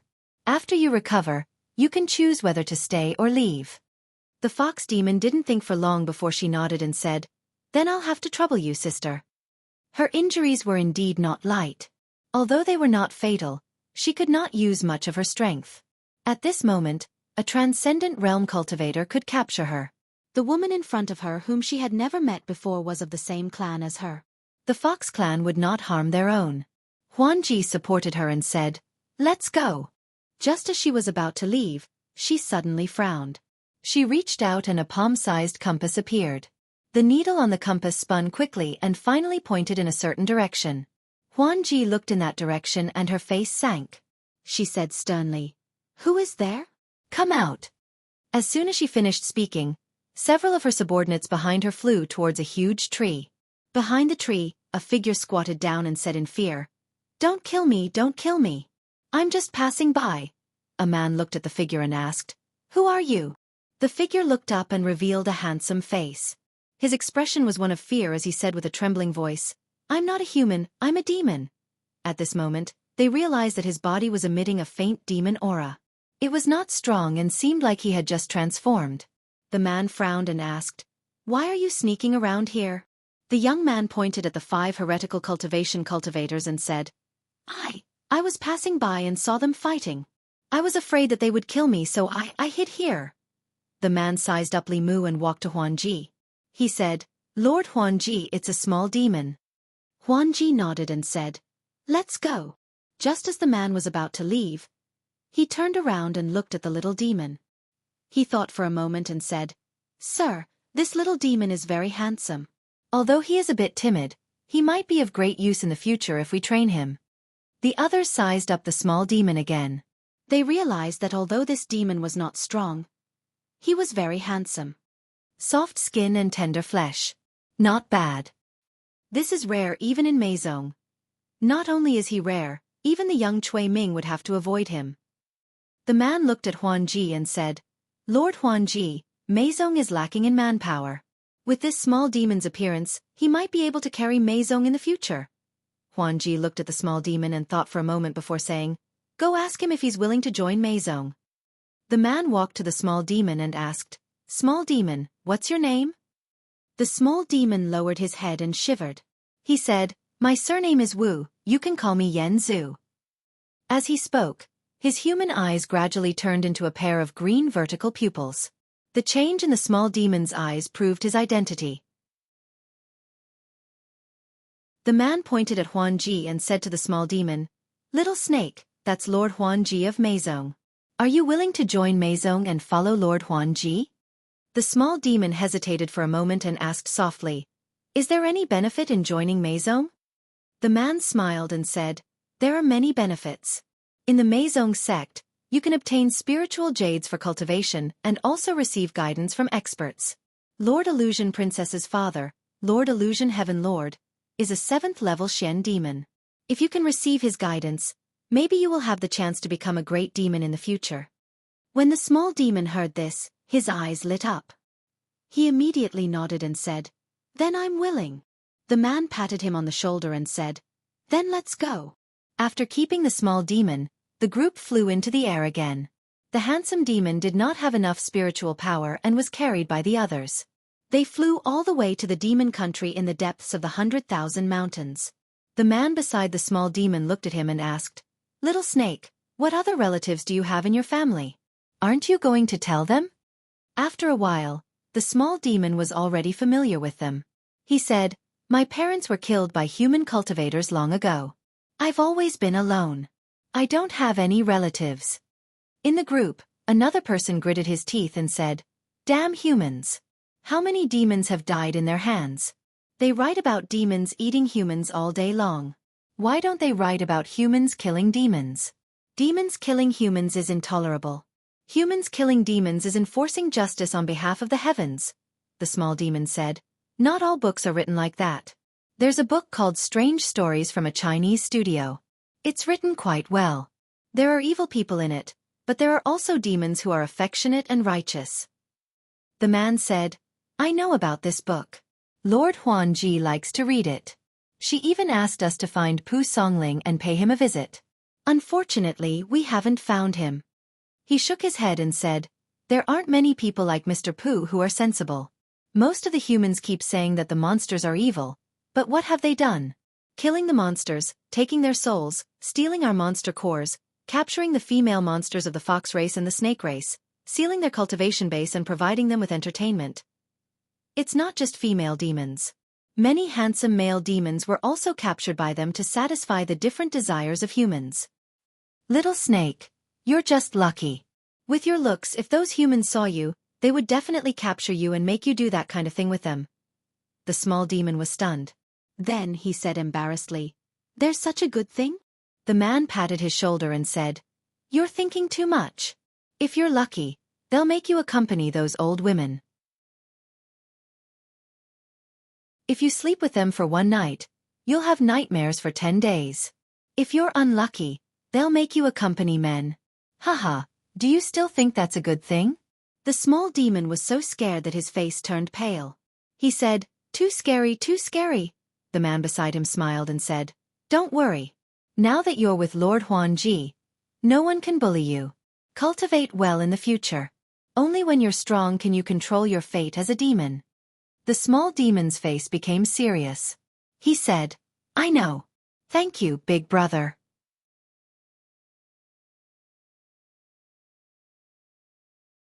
Chapter 437. The group flew across the 100,000 mountains. Half a day later, they landed in a city in the mountains. The handsome little demon asked the handsome man next to him, "Brother Hujiao, where are we?" The handsome man smiled and said, "This is the Thousand Fox Country. It's also where the Meizong sect is located." After entering the city, everyone dispersed. Hujiao said to Li Mu, "Come with me." Although the Thousand Fox Country was a demon country, the demon capital was no different from a human city. There were streets, shops, all kinds of buildings, tea houses, taverns, and even brothels in the city. If it weren't for the demon chi emitting from the people passing by, it would be impossible to tell that this was a demon country. Although the demon race and the human race were often at odds with each other, they also yearned for the human race's appearance and the splendid culture they created. The royal family of the Thousand Fox Country were fox demons, but there weren't many fox demons on the streets. Most of them were demons of other races that were attached to the fox race. The other demon countries were probably in a similar situation. In addition to demons, there were also humans on the streets, but there were very few of them. They should all be from the Meizong sect. Hujiao led the little demon through several streets and walked into a very large mansion. The two of them came to a side courtyard near the front of the mansion. Hujiao brought him to a room and said, "This is Lord Huanji's mansion. You can stay here for now. When you have enough contributions, you can use your contributions to move out and live in a separate mansion. Okay, you rest first. I'll come and see you tomorrow morning." Hujiao walked out of the room and the door closed automatically. The handsome little demon sat on the bed and let out a long sigh of relief. When he was discovered by Phantom Princess during the day, Li Mu wanted to escape directly into the sky teapot space. But on second thought, this was a rare opportunity. If he missed it, Xiao Bai's cultivation would be delayed for a long time. As the saying goes, you can't catch a fox without entering the fox's den. For Xiao Bai's cultivation and to find out the details of the Meizong sect, Li Mu finally chose to take the risk. Only by getting close to Huanji would he have the chance to obtain the subsequent cultivation methods of the Fox clan.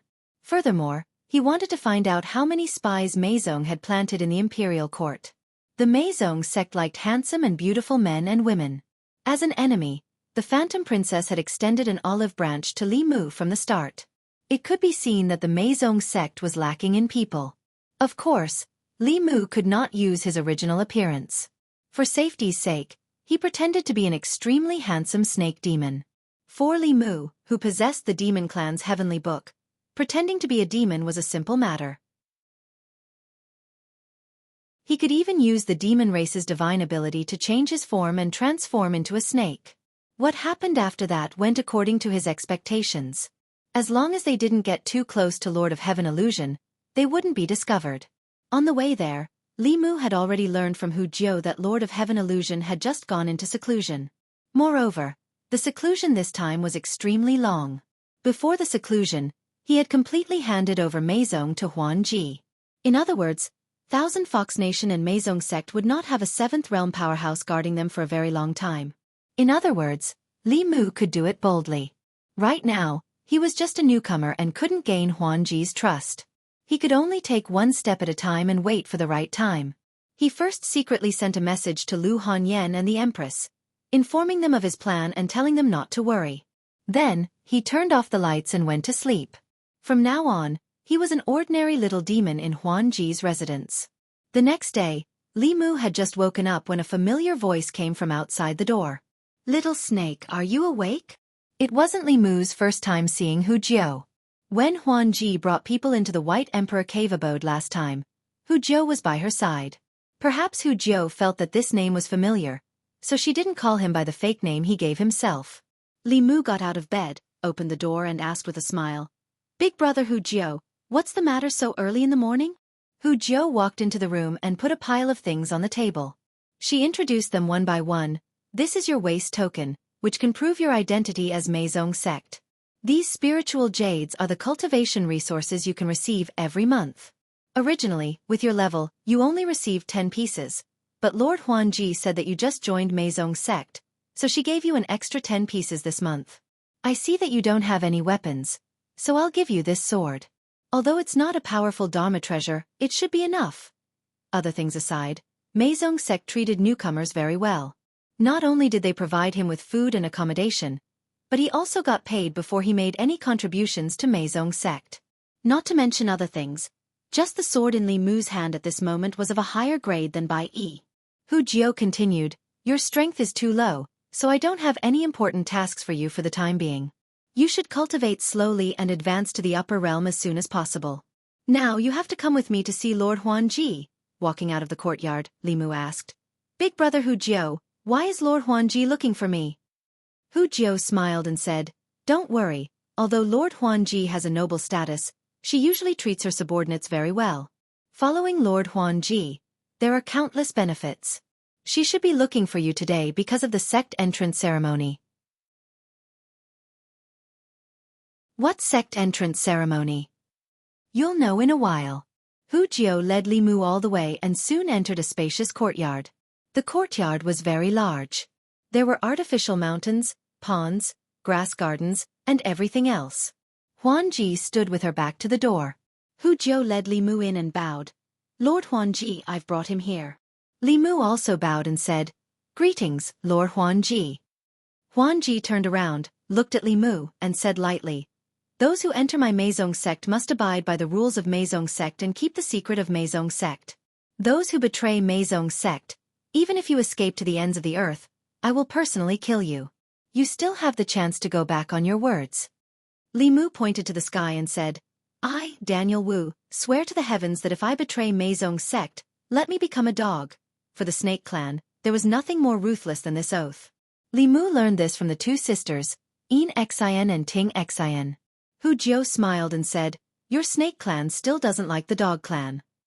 Li Mu coldly snorted and said, "From the moment they pledged allegiance to humans, they were no longer Monster Clan, but our enemies." Huan Ji crossed her arms and said, "Well, as long as you do one more thing, you can become an official disciple of Meizong sect." Li Mu cupped his fists and said, "Please instruct me, Lord Huan Ji." Huan Ji pointed to a stone statue next to the rockery and said, "Slash it with your sword." Although he didn't know what strange rule this was, Li Mu still walked to the stone statue next to the rockery. When he raised his sword, he was stunned for a moment, but it was only for a moment. Then, the sword in his hand fiercely slashed down. Clang! Li Mu's sword slashed the stone statue, leaving a shallow sword mark. He walked back and asked curiously, "Why do you want to slash this stone statue?" Huan Ji looked at him indifferently and said, "This is not something you should ask." On the way back, Hu Jiao explained to Li Mu, "That person is Lord Huan Ji's enemy. If you meet him in the future, you have to avoid him." Li Mu was confused and asked, "Why? If I meet him, shouldn't I kill him to avenge Lord Huan Ji?" Hu Jiao glanced at him and said, "Then you have to have the ability to do so. This person's Dharma power is very strong. Countless cultivators of the Devil's Doctrine have died at his hands, including the first elder of the Origin Soul sect, Nether Saint. If you could kill him, you wouldn't be here." Li Mu smiled embarrassedly and asked, "What enmity does this person have with Lord Huan Ji? Why does Lord Huan Ji hate him so much?" Hu Jiao glanced at him and said, "Don't ask about Lord Huan Ji." Li Mu immediately became serious and said, "I know." Hu Jiao added, "However, if this person happens to fall into your hands in the future, don't kill him. Bring him back and hand him over to Lord Huan Ji. You will receive countless benefits and even have the chance to comprehend the Heavenly Book. Although that Heavenly Book belongs to the Fox clan, other clans can also benefit from it. Li Mu shook his head and said, "Forget it. Even such a strong person is not his match. Wouldn't I be courting death if I go?" Hu Jiu slapped his head and said angrily, "You are a snake demon. How can you be more cowardly than a rat demon? You are a disgrace to the snake clan." Li Mu laughed and said, "There is nothing wrong with being careful.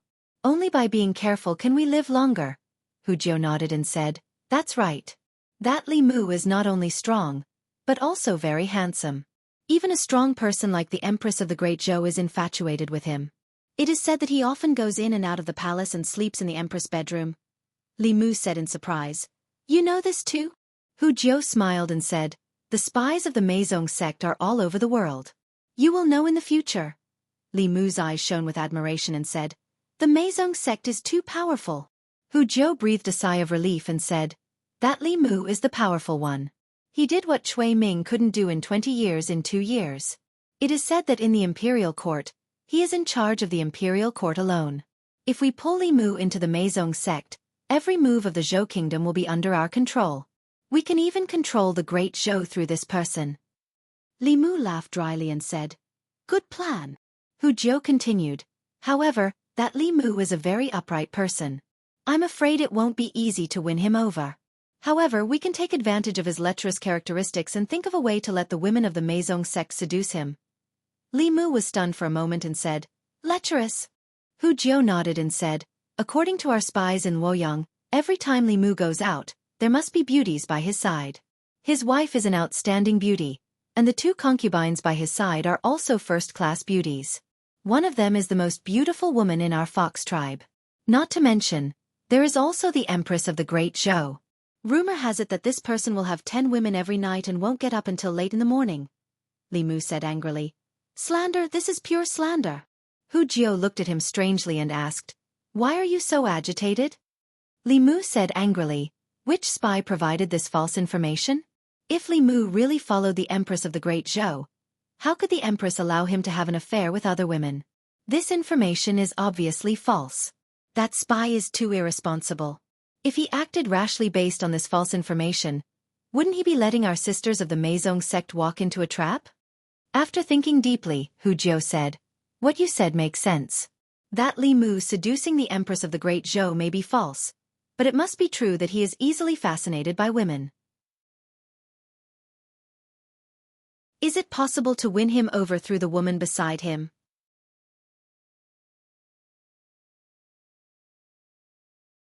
Chapter 438. Li Mu returned to his room unhappily. He didn't expect his reputation to be ruined by the spies of the Meizong sect. What surprised him even more was that the spies of the Meizong sect could find out so many secrets. Xiaobai didn't have any demonic aura on her body. How did they know that she was a fox? The palace gates were closed at night. Li Mu, Wan Wan, and Xiaobai lived in the palace. Only a few palace maids near Changle Palace knew that there were people from the Meizong sect among them. Li Mu didn't rush to inform the Empress. He just came to Thousand Fox City last night. Perhaps the powerhouses of the Meizong sect didn't have time to notice him, but it might not be the case today. Although he joined the Meizong sect because they invited him, the Meizong sect was too trusting of him. They seemed to trust him, but they might have secretly begun to monitor his every move. The jade talisman that the Empress gave him and the fu lu that Li Mu drew to shield himself from the mysteries of heaven had been put away by him long ago. These things could be used to shield the mysteries of heaven to prevent others from prying. Using them here meant that he didn't want to expose himself fast enough. Even powerhouses above the 6th realm couldn't spy on a small snake demon in human form. Wasn't that just giving away 300 taels of silver? After returning to his room, Li Mu did not do anything superfluous. He sat cross-legged on his bed, took out a piece of spirit jade, held it in his hand, and began to draw qi to cultivate. He sat there until night fell. Just after midnight, the spiritual jade in Li Mu's hand turned into powder. With the strength of a transformed demon, it would take about this long to absorb a spiritual jade. After that, he got out of bed and stretched for a while. He drank a glass of water and then went to bed again. On the highest mountain in Thousand Fox City. In a cave on the mountain, a man who looked similar to Huan Ji waved his hand and dispersed the dark light technique. He said, "This demon should be fine." Huan Ji nodded and said, "Then I'll use it without worry." The man said, "His appearance can be considered outstanding, but it's a pity that he's a demon. It would be great if he was a human. If we need him in the future, we'll have to wash his demon body. How troublesome. They're my people. Don't tell them what to do." Phantom Princess frowned and said, "What about those heretical cultivators?" A trace of killing intent appeared in the man's eyes as he said, "Kill them. How many of our compatriots have died at their hands because they have been humiliated? One day, I will kill all of these damned humans." The next morning, Li Mu learned from Hu Jiu that the 5 human heretical cultivation practitioners had been publicly executed in the Thousand Fox Nation. Human beings hated heretical cultivation, and demons hated heretical cultivation even more than human beings did. Due to the prestige of the Great Zhou court, heretical cultivation was still somewhat afraid of taking the lives of the people of Great Zhou. They were afraid of alarming the Department of Worship, so they didn't dare to wantonly cause harm. But they didn't have to worry about demons. The Great Zhou court wouldn't protect the demons, and the demon nation was a mass of scattered sand. There was nothing to be afraid of. Therefore, a large number of heretical cultivation practitioners hunted and killed demons everywhere. They extracted the souls of low-level demons, seized the inner cores of mid-level demons, and transformed into good-looking demons. Regardless of gender, they were sold to the black market to provide for certain customers with special requirements to visit prostitutes. This had even formed a huge black industry chain. Countless demons suffered from it and hated this kind of heretical cultivation. Especially the Fox clan, because after transforming, the males were handsome and the females were beautiful. They were the focus of heretical cultivation.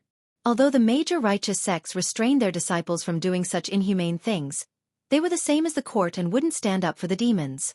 When they returned home, Hu Jiu looked seriously at Li Mu and said, "Little snake, you have to remember to stay away from humans. Don't be deceived by their flowery words. Some people like a tender and handsome little demon like you the most." Li Mu shivered and said, "I will be careful. Thank you, brother Hu Jiu." Hu Jiu patted his shoulder and said, "We're all on the same side. Don't be so polite. By the way, you just entered the Meizong sect and are still too weak to go out with us to carry out missions. Tonight, you will be on guard duty in front of Miss Illusion Princess's courtyard. When dawn comes, someone will come to replace you." Li Mu nodded and said, "I know." It was late at night and the moonlight was bright. Li Mu stood at the door of Illusion Princess's courtyard with his sword in his hands. He was the second-generation disciple of the Fulu school, the future headmaster, the controller of the Department of Consecration in the Great Zhou, the deputy commander of the internal guards, and the close minister of the Empress. Yet, he was guarding the door of a fox demon. Li Mu didn't plan to be like the spies of the Meizong sect and completely forget their identities. He had hidden for 20 years and climbed up step by step without leaving any traces. He felt that 2 months was too long. But now, he could only guard the door here. If this went on, when could he reach the top of the Meizong sect, comprehend the heavenly book of the Fox clan and steal the secrets of the Meizong sect? Now, he was still a little demon at the bottom of the Meizong sect. Illusion Princess wouldn't even look at him. He had to do something to show his value and attract Illusion Princess's attention. Then, he could take the opportunity to climb up. In the courtyard, Illusion Princess slashed the stone statue beside the rockery a few times and then walked back to her room. She sat cross-legged on the bed and stretched out her hand. An ancient book page floated above her palm. She calmed her mind and focused. Soon, her consciousness was immersed in it. Outside the courtyard, Li Mu, who was racking his brains to think of a way to climb up, suddenly raised his eyebrows. He sensed an extremely familiar aura from the courtyard behind him. This was the aura of the Heavenly Book. The Heavenly Book of the Lord of Illusions was in the hands of Illusion Princess. At this moment, Li Mu suddenly had a strong impulse to rush in and subdue Illusion Princess, snatch the Heavenly Book and run. But soon, he dispelled this idea. Illusion Princess wasn't easy to deal with. He couldn't subdue Illusion Princess in a short time. If thousands of Fox Clan experts arrived, it would be difficult for him to leave. Even if he had the Demon Emperor's cave, if the space was sealed, he would be trapped here and die. After thinking for a long time, Li Mu took a breath and resisted the temptation. In the room, Illusion Princess comprehended the Heavenly Book for the whole night. Outside the courtyard, Li Mu also endured for the whole night. In the past few hours, he had countless thoughts of seizing the heavenly book, but he suppressed it countless times. When the sky was bright, Hu Jiu came over with another little demon and said, "Little snake, you can go back and rest now." Li Mu was about to go back to his room, but when he saw Hu Jiu and the other two preparing to go out, he asked, "Brother Hu Jiu, what are you going to do?" Hu Jiu said, "Before those heretical cultivators died, the great elder searched their souls and learned of their nest. Several of our clansmen were captured there. We are going to save them." There was no future in guarding the door. Li Mu was worried that he wouldn't have a chance to show off, so he immediately said, "Brother Hu Jiu, I'll go too." A person behind Hu Jiu glanced at Li Mu and said, "Your strength is so low. What can you do? Not only can you not help, but you will also cause trouble." Li Mu said, "My parents died in the hands of these heretical cultivators. I hate heretical cultivation the most. If I follow you, maybe I can meet the murderer who killed my parents. My biggest dream is to avenge my parents with my own hands one day." After hearing Li Mu's justifiable reason, they didn't say anything else. Hu Jiu thought for a moment and nodded. "The task this time is not dangerous. You can come if you want. It won't do you any harm to go through more hardships. Walking on the edge of life and death is good for improving your cultivation." Li Mu made a fist salute and said, "Thank you, Brother Hu Jiu. I will try my best." Half a month's time quietly passed. It only took half a month for the little snake demon who had joined Meizong's sect not long ago to become familiar with him and then to trust him. Although he didn't make much contribution to Meizong's sect, compared with those guys who wanted to escape first when they encountered a task, this timid snake demon took the initiative to follow them every time. He completed many tasks with them and saved many of his compatriots of the demon clan who had fallen into the hands of heretical cultivation. Although he wasn't strong, his spiritual sense was naturally sharp. He reminded them many times in advance and saved them a lot of trouble.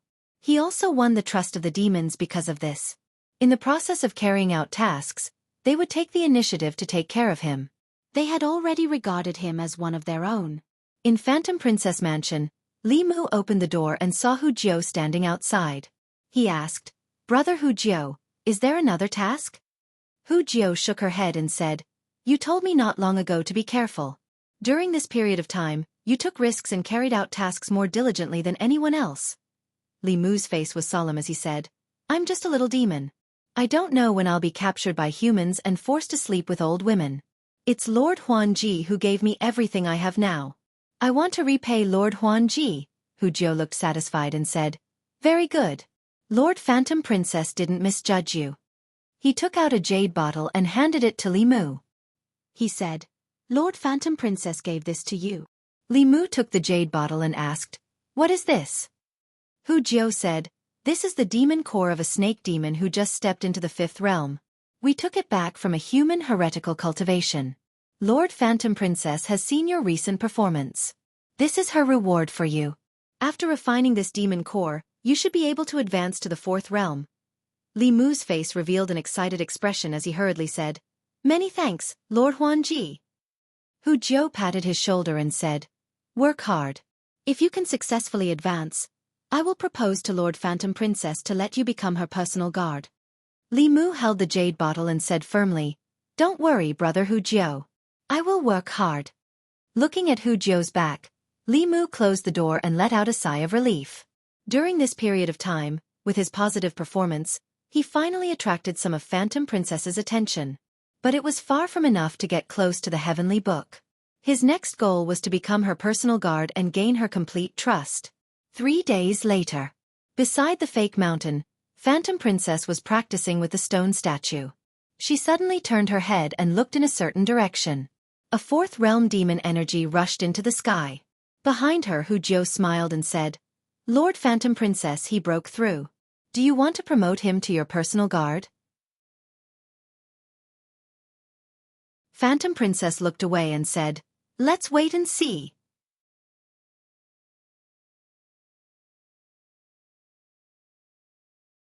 Chapter 439. In the room, Li Mu retracted the demonic aura that he deliberately emitted. He kept the snake demon pill that Phantom Princess gave him. He planned to give it to his 2 nieces in the future. As long as he converted more of his own Dharma power, He could create the illusion that he had broken through. Not long after, Hu Jiu walked into the courtyard and said regretfully, "Although you can't become Lord Illusion Princess personal guard right now, I believe that Lord Illusion Princess will agree soon." Li Mu was slightly disappointed. What Hu Jiu meant was that he was not qualified to become Phantom Princess's guard now. Phantom Princess had 20 guards who were her true confidants. If he wanted to get close to her and get the chance to comprehend the heavenly book, he had to become her confidant first. There was no faster way to get close to her than to become her guard. He was already qualified to become her guard as he was at the 4th realm. However, Phantom Princess obviously did not agree. If he wanted to get close to her, Li Mu had to work harder. Hu Jiu seemed to see Li Mu's disappointment. She reached out and gave him a bear hug. She said, "Don't be discouraged. You've only been in Maison for half a month. Work hard. There will be plenty of opportunities in the future." Li Mu said, "Thank you, Brother Hu Jiu. I will." Although they were on different sides, after half a month of interaction, Li Mu, as a snake demon, had already built a deep friendship with the people around Phantom Princess. One had to admit that the atmosphere in Maison was very good. It was even better than the imperial court. When Li Mu was in Fairy's capital, the people around him greeted him with smiles on the surface. However, they were scheming and backstabbing behind his back. They wanted to kill him. However, in Maison, perhaps because everyone was good-looking, the atmosphere was very harmonious. They supported and helped each other. When facing enemies, they cooperated sincerely. They could even leave their backs to each other. Especially Hu Jiu. From the beginning, she took good care of Li Mu. She brought him quickly to familiarize himself with everything here. She was his guide in Maison. They met by chance.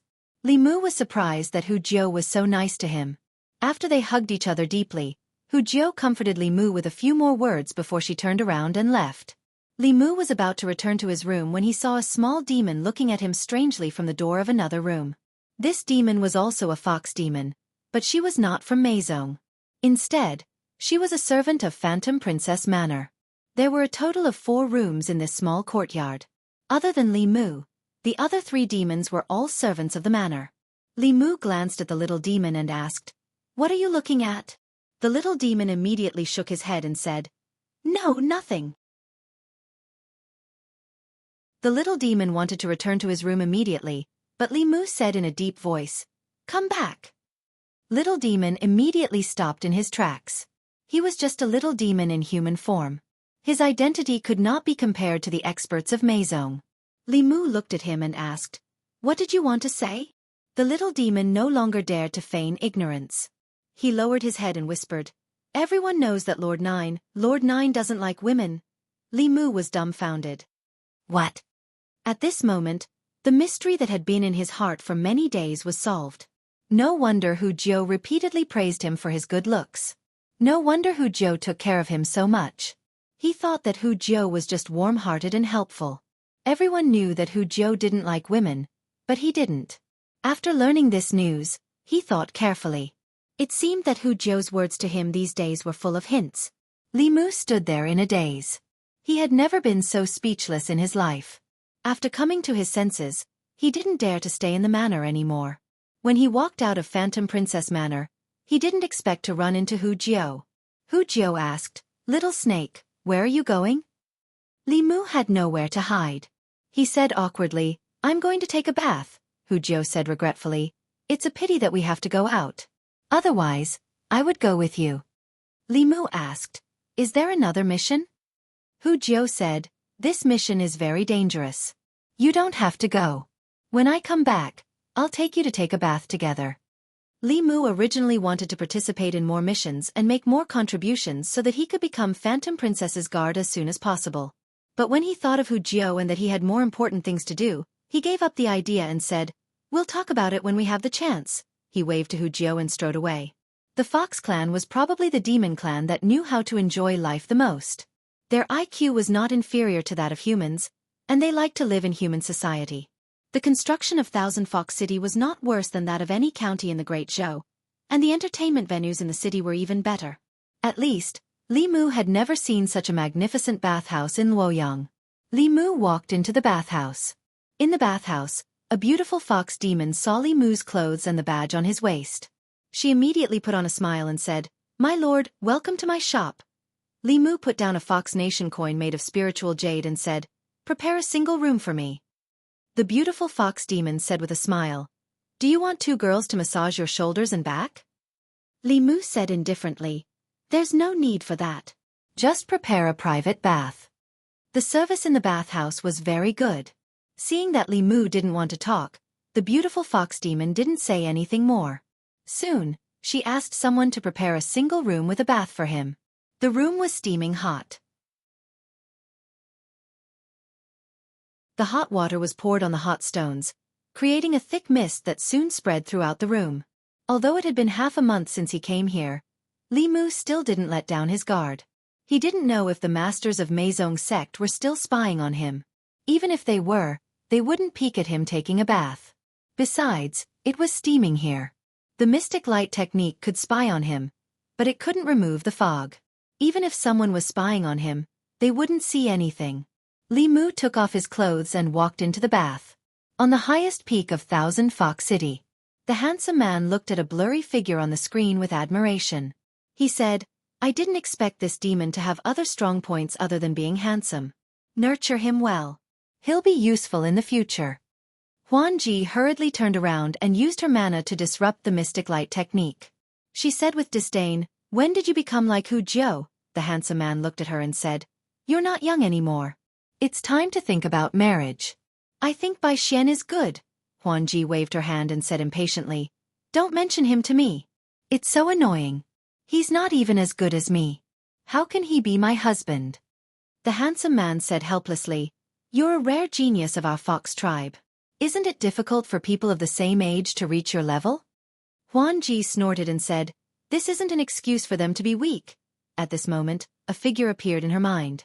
Before meeting Li Mu, Huan Ji thought she was the strongest among people of the same age except for the one in the great Zhou divine capital. After meeting Li Mu, her self-confidence suffered a huge blow.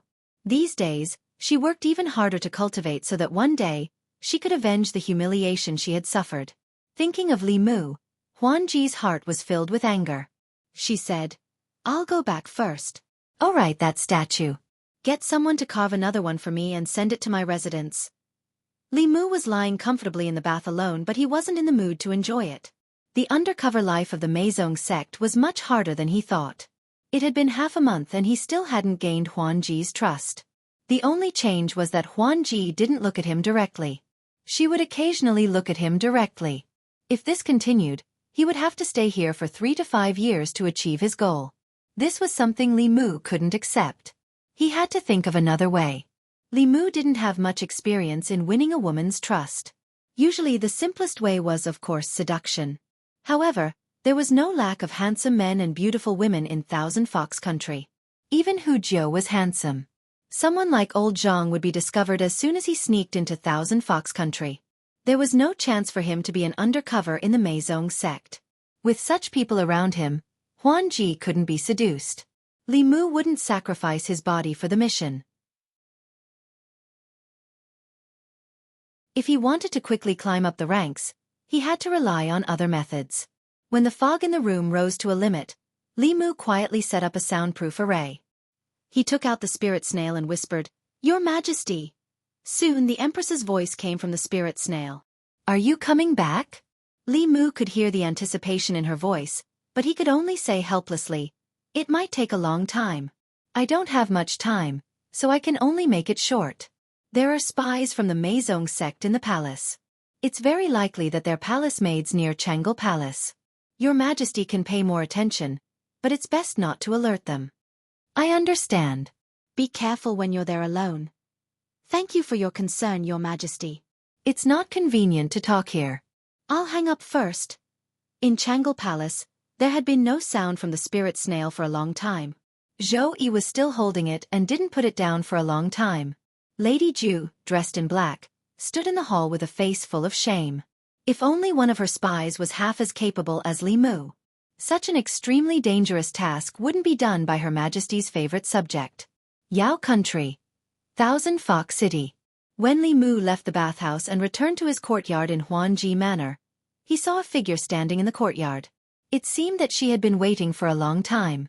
Li Mu quickly walked over and bowed. "Greetings, Lady Huanji." Huanji looked at him and thought of the scene in the mystic light technique. Her expression was slightly unnatural, but she quickly calmed down and asked, "Where did you go?" Li Mu said honestly, "I went to the bathhouse to take a bath." "Lady Huanji, do you have any orders?" Huanji said indifferently, "It's not a big deal. I'm still lacking a poison for refining pills. Squeeze some of your poison for me."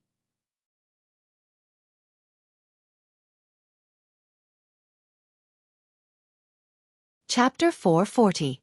Seeing that Li Mu didn't respond for a long time, Phantom Princess asked, "What's wrong? You don't want to?" Li Mu hurriedly said, "Master Phantom Princess, you misunderstood me. I owe you a great favor. I can give you everything but," Phantom Princess asked, "But what?" Li Mu explained, "But not all snakes are poisonous. I happen to be the kind that is not poisonous. I can't squeeze out any venom." "Why didn't you say so earlier?" Phantom Princess glanced at him and left in disappointment. Li Mu breathed a sigh of relief. Fortunately, he reacted quickly. He was pretending. Even if Phantom Princess squeezed him dry, she couldn't squeeze out a drop of venom. The life of a spy was indeed full of danger. If he was careless, he would be exposed. In the past night, Li Mu didn't sleep well. He wasn't worried about being exposed, but he was thinking about how to tell Hu Jiu tactfully that he always liked women with big breasts and big butts. No matter how beautiful a man was, he wouldn't change his preference. It would be offensive and strange if he said it directly, but he was afraid that Hu Jiu wouldn't understand if he said it tactfully. Should he invite her to the brothel in the city? Some female monsters in the city didn't mind selling their bodies in order to get cultivation resources because they didn't have high cultivation talent. They were willing to do it, and it was legal in the Thousand Fox country. If he invited Hu Jiu to such a place, she should understand what he meant. No, he was still pretending to be an innocent Shao by snake. His purpose was to get close to Phantom Princess. Doing this kind of thing might reduce his impression in Phantom Princess's mind. It was completely ignoring the essentials. After thinking for a whole night, Li Mu decided to remind her secretly. After Li Mu got out of bed, he had just finished washing up when the dull sound of a bell suddenly came from outside. It was the signal for the Meizong sect to gather everyone. Li Mu quickly walked out of the yard and came to the front yard. More than 10 figures had gathered in the yard. All of them looked gloomy. Li Mu didn't know what had happened. When he was about to ask Hu Jiu, he glanced around the crowd and didn't see Hu Jiu. The demons that followed Hu Jiu on the mission yesterday had already returned, but Hu Jiu was nowhere to be seen. Li Mu looked at a demon who went on a mission with Hu Jiu yesterday and asked, "Where is brother Hu Jiu?" The fox monster lowered her head and said sadly, "We fell into the heretical cultivations trap. Brother Hu Jiu stayed behind to cover our escape." Then, the fox demon did not continue, but someone else had already recounted the entire sequence of events. Meizong had obtained a lot of information about heretical cultivation by searching their souls after capturing the 5 heretical cultivation practitioners. With the intelligence, they had destroyed several nests of heretical cultivation and rescued dozens of their compatriots of the demon race in half a month. However, they were noticed by the heretical cultivation organizations, too. This time, the heretical cultivation organization had deliberately released false information to lure them into the trap and then set up an ambush early on. If the demons had not smelled the danger in advance, perhaps none of them would have made it back this time. Even so, Hu Jiu had sacrificed her life to create a chance for them to escape. Phantom Princess walked out from the backyard and said in a low voice, "Follow me." A fox monster stood out and said to Phantom Princess, "Lord Phantom Princess, this matter needs to be considered at length. The 5 heretical cultivation practitioners are all in the 5th realm. They are siblings from the same mother. When they work together, they can fight against 6th realm cultivators. If we go, we will only be courting death. Lord Phantom Princess, please reconsider. We can't let Master Hu Jiu's sacrifice be in vain. We will take revenge sooner or later, but not now." Hearing everyone's advice, Phantom Princess took a deep breath and turned into a stream of light, flying to the highest mountain in Thousand Fox country. Not long after, at the peak, the handsome man shook his head at Phantom Princess and said, "Father is in seclusion. I have to guard this place and can't leave. Moreover, you know the rules of the demon country. No matter what grudges the people below have, no matter how big the trouble is, cultivators in the sixth realm and above can't interfere. Once we break this rule, others can break it too. When that happens, this place will become chaotic again. More fifth realm and even sixth realm cultivators will die. Phantom Princess did not force it. She gritted her teeth and said, "Then I will go myself." The handsome man shook his head and said, "You can't go. You are not their match." Phantom Princess said, "I want to take revenge for Hu Jiao." With that, she flew into the air and left. However, just as she flew into the air, her body stopped in the air and she could not take another step forward. Phantom Princess said angrily, "Let me go." The handsome man shook his head and said, "I can't let you go. If anything happens to you, I won't be able to explain it to father." He waved his hand and Phantom Princess flew into the cave. The handsome man casually set up a formation and said, "Calm down inside first. When the time is right, I will let you take revenge for Hu Jiao." "Let me out. Huan Yun, you bastard, let me out. Let me out. I curse you that you will never be able to marry a wife." Phantom Princess cursed loudly in the cave. The handsome man just shook his head helplessly and flew away. The news of Lady Hu Jiao's death at the hands of the heretical cultivation quickly spread throughout Thousand Fox City. The demon citizens in the city were all filled with righteous indignation. Some of them were rescued by Hu Jiao from the heretical cultivation. However, the news that came later made them even angrier.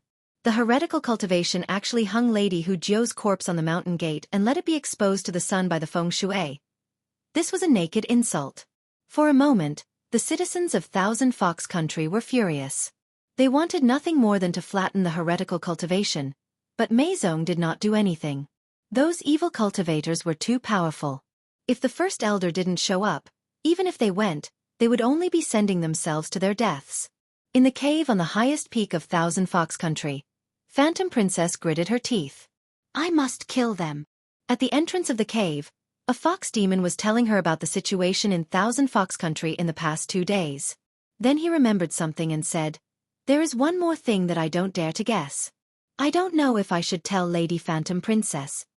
Phantom Princess took a deep breath and said, "Speak."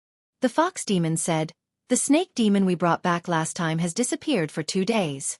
He should have left Thousand Fox City. He didn't tell anyone about this. Maybe he was afraid of death and ran away," Phantom Princess said coldly. "If he wants to leave, then leave. Meizong doesn't matter with him. The next time we meet, we will be enemies." The fox demon said indignantly, "This demon doesn't know how to repay kindness at all. If it wasn't for Lady Phantom Princess, he would still be a demon in human form. He might not be able to condense a demon core in this lifetime." Phantom Princess shook her head and said, "Don't mention him again. Think of a way to bring Hu Jiao's corpse back." There was a look of humiliation in the fox demon's eyes, but he still sighed and said, "This is obviously bait. They insulted Hu Jiao's body to lure us there. There must be a trap set up there and they are waiting for us to come to them." The experts of the clan were killed and their corpses were exposed. These days, Thousand Fox Country was extremely depressed. It had been a long time since the people from Meizong's sect showed a smile. Hu Jiao was killed, and there was a traitor in the sect. The snake demon had joined Meizong for less than a month and escaped from Thousand Fox Country. This was the shame of Meizong in recent years. "I knew it. That snake demon is extremely cowardly. Who forced him to join the sect?" "It's Hu Jiao. Hu Jiao is silly. I know he took a fancy to the snake demon's beauty, but Meizong recruits not only based on beauty, but also character and temperament. A while ago, he was still pretending to be fearless. Now he has shown his true colors, right?" At the city gate of Thousand Fox City, the 2 experts of Meizong who guarded the city gate were still angry when they talked about the snake demon. At this moment, a figure slowly walked in from outside the city gate. It was a figure that was not tall. His clothes were tattered and his body was covered in blood. He limped from afar. "Who is it?" "This is Thousand Fox Country." "Stop." The 2 experts of Meizong flew forward, but in the next moment, their expressions changed. At the city gate, the person was carrying something on his back. He wrapped a vine around his waist and connected it tightly to the thing on his back. The 2 quickly saw the thing on his back. It was a corpse. When they saw the face of the corpse, the two exclaimed again. It's Hujiu. Hujiu's corpse. The figure walked over step by step. When he reached the city gate, he slowly raised his head. Under the blood, a handsome and delicate face was revealed. He smiled at the two and said in a hoarse voice, I brought back Brother Hujiu's corpse. After saying that, he fell down. The two hurried forward to support him, their faces full of shock. It's him. He didn't escape. He actually brought back Hujiu's corpse. How did he do it? The two hurried back to the city with a man and a corpse. Not long after, a piece of news from Meizong made the entire Thousand Fox country boil. Master Hujiu's corpse was brought back, and the person who brought it back was the little demon of Meizong who had defected for half a month. Soon, everyone understood that he did not defect. Everyone in Thousand Fox country wanted to bring back Hujiu's corpse, but no one took action because they knew that it was a trap that would kill whoever went. During these days, they could only condemn and condemn. However, there was a person, a demon who left Thousand Fox country alone without saying anything. Half a month later, when he returned again, he had already brought back Hujiu's corpse and the dignity of Meizong and Thousand Fox country. Although they did not know what happened in the past half a month, it was said that when the little demon carried Hujiu's corpse back to Thousand Fox City, there were nearly 100 wounds of various sizes on his body. He was like a lamp that had run out of oil, and his life was hanging by a thread. If Lady Phantom Princess had not saved him with precious spirit pills, he would probably be dead now. That little snake demon caused a lot of discussion in the city. I want to apologize to him. A few days ago, I scolded him for defecting. What a good man. He's a true hero, a hero worthy of everyone's admiration. That lord even took a bath in our bathhouse. He looks handsome and charming, but I didn't expect him to be so courageous. In Phantom Princess Manor, countless figures stood in the courtyard. Many of their faces were still filled with disbelief. Unbelievable! Even the Grand Elder might not be able to escape unscathed from that place. How did a fourth realm little demon do it? I've never seen such serious injuries. What did he go through? He's still alive. What's supporting him? Everyone could not understand how a weak little demon could do such a big thing that even a sixth realm powerhouse would not be able to do easily. What happened in between? In the room, Li Mu opened his eyes and looked at the figure standing in front of the bed. He struggled to get up and said, Greetings, Lady Phantom Princess. Phantom Princess pressed his shoulder and pressed him back on the bed. She said, You're seriously injured and need to rest. There's no need to salute. Then she looked at Li Mu's face and asked, How did you do it? Li Mu's eyes were filled with sadness. He said, Here, Brother Hujiu was the person who treated me the best. I couldn't watch his body be humiliated after he died. So I used the snake race's concealment technique and hid in front of the heretical cultivation for half a month before the 5 heretical cultivation powerhouses left. Phantom Princess shook her head and said, Even so, you couldn't have gotten Hujiu's body, Li Mu said. I knew that there must be an ambush around Big Brother Hujiu's body. If I fought head-on, I would be courting death, so I could only use my wits. Therefore, an hour after the 5 evil cultivators left, I changed into one of their appearances and tricked their subordinates into putting down Big Brother Hujiu's body. Unfortunately, I was still discovered in the end. It wasn't easy for me to kill my way out. Fortunately, after the 5 evil cultivators left, there were no more 5th realm cultivators. Otherwise, I wouldn't have been able to see Lord Phantom Princess. Phantom Princess blurted out, That's impossible. The transformation technique requires at least a 6th realm cultivation. Even I don't know it. You can't have the fulu and pills to disguise yourself. Li Mu looked at her and said gratefully, I have to thank Lady Phantom Princess. It was you who helped me reach the 4th realm. At the same time, I awakened a talent. Snakes don't have the ability to transform, unless... Phantom Princess looked at Li Mu with confusion. She quickly thought of something and said, You have the bloodline of the lizard race? Li Mu nodded and said, My grandmother is from the lizard race. The lizard race was known as the 4-legged snake. The snake race and the lizard race often intermarried. Phantom Princess was no longer confused and said, You shouldn't have acted on your own. Li Mu shook his head and said, Even you were imprisoned. If I said that I was going to bring back Brother Hujiu's body, I definitely wouldn't have been allowed. Phantom Princess asked, Are you willing to give up your life for Brother Hu Jiu's body? Li Mu smiled and said, My father told me that there are things that I shouldn't do in my life. I can't let Brother Hu Jiu be humiliated because I'm afraid of death. Otherwise, even if I'm alive, I'll feel guilty. I didn't expect Little Snake to be so loyal. A shadow floated in from the outside and looked at Li Mu emotionally. She said, I didn't love you for nothing. You're willing to die for my body. Are you also tempted by me?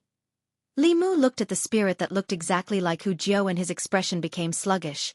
Phantom Princess explained, even though Hu Jiu lost her body, her demon soul still managed to escape in the end. Hu Jiu sighed and said with pity, It's a pity that I didn't listen to Lord Phantom Princess's words. If I also cultivated a Dao technique and formed a primordial spirit, I could find a new body and be reborn. I wouldn't have turned into a ghost like this. She looked at Li Mu and asked, Little Snake, you won't stop loving me because I've become a ghost, right? Li Mu laid on the bed and struggled to raise his hand. He gave Hu Jiu the middle finger and said, Love your mother. After that, he fainted again. Hu Jiu was about to go forward when Phantom Princess waved her hand and said, He almost died. Let him rest. He'll be of great use to me in the future. You can't have any ideas about him. Hu Jiu's face was filled with resentment. She sighed and said, I understand. After the human and ghost left, the door closed automatically. On the bed, Li Mu opened his eyes again. He exhaled softly and a smile appeared on his face. After spending a lot of time together, even if it was a dog, he would have some feelings for it. Putting aside the standpoint of race, these demons were actually more worthy of deep friendship than humans. He was very happy that Hu Jiu's demon soul was still there. This time, he took back Hu Jiu's body. Although it was also to gain Phantom Princess's trust, it was more because of their friendship. This kind of ending could be said to be a happy ending. What he said to Phantom Princess was all true. Although Li Mu had the strength to break into the heretical cultivation sect and take Hu Jiu's body, after that, he couldn't explain the process to Phantom Princess and the people of Meizong sect. Therefore, he could only use a trick. He really hid near the heretical cultivation organization's nest for half a month, patiently waiting for the leader of the heretical cultivation to leave. He also really changed into the appearance of one of them to deceive their subordinates. But the flaw was deliberately exposed by Li Mu. If he easily carried Hu Jiu's body back, it would be too fake. It would be strange if Phantom Princess didn't suspect him. On the other hand, if he managed to snatch back the corpses of his compatriots, those who doubted him would feel ashamed. Li Mu didn't believe that Phantom Princess wouldn't let him be her personal guard after he risked his life so much. If he couldn't be promoted this time, Li Mu really couldn't do this job. The elixir that Phantom Princess gave him must be of heaven grade. He quietly rested in the room for 3 days. His injuries were almost healed. Not even a scar could be seen on his body. During these 3 days, he had cute little fox demons serving him. These little fox demons that had just transformed looked at him with stars in their eyes. On the afternoon of the 3rd day, a little fox demon walked in and looked at Li Mu with admiration. She said softly, Sir, Lord Phantom Princess invites you over. Li Mu got out of bed for the first time in 3 days and came to Phantom Princess's courtyard. In the courtyard, Phantom Princess sized up Li Mu and asked, How's your recovery? Li Mu cupped his fists and said, It's almost done. Thank you for the elixir. Phantom Princess nodded and said, Although you carried Hu Jiu's body back and made a great contribution, there are still many people in the sect who don't believe you can do it. So, I need you to show me your abilities. As long as you can prove that what you said is true, I won't let anyone who dares to criticize you go easily. Li Mu had already expected this and was not afraid. He used his sleeve to cover his face. After a moment, when he moved his sleeve away, he had already turned into Hu Jiu. Phantom Princess revealed a strange expression and said, In a certain demon race, there is only 1 in 10,000 people who can awaken this level of innate ability. You are the first one I have seen. Actually, the innate abilities of the various demon races were not that hard to awaken. It was just that they did not know the method. If they knew the method, humans could also use demon techniques, but it was not as easy as the demon race. Li Mu changed back and looked at Phantom Princess and asked, Lord Phantom Princess, is it done? Phantom Princess nodded and said, You can go back. Li Mu let out a sigh of relief. Just as he was about to leave, Phantom Princess suddenly thought of something and said, "Wait." Li Mu turned his head and asked, "Lord Phantom Princess, is there anything else?"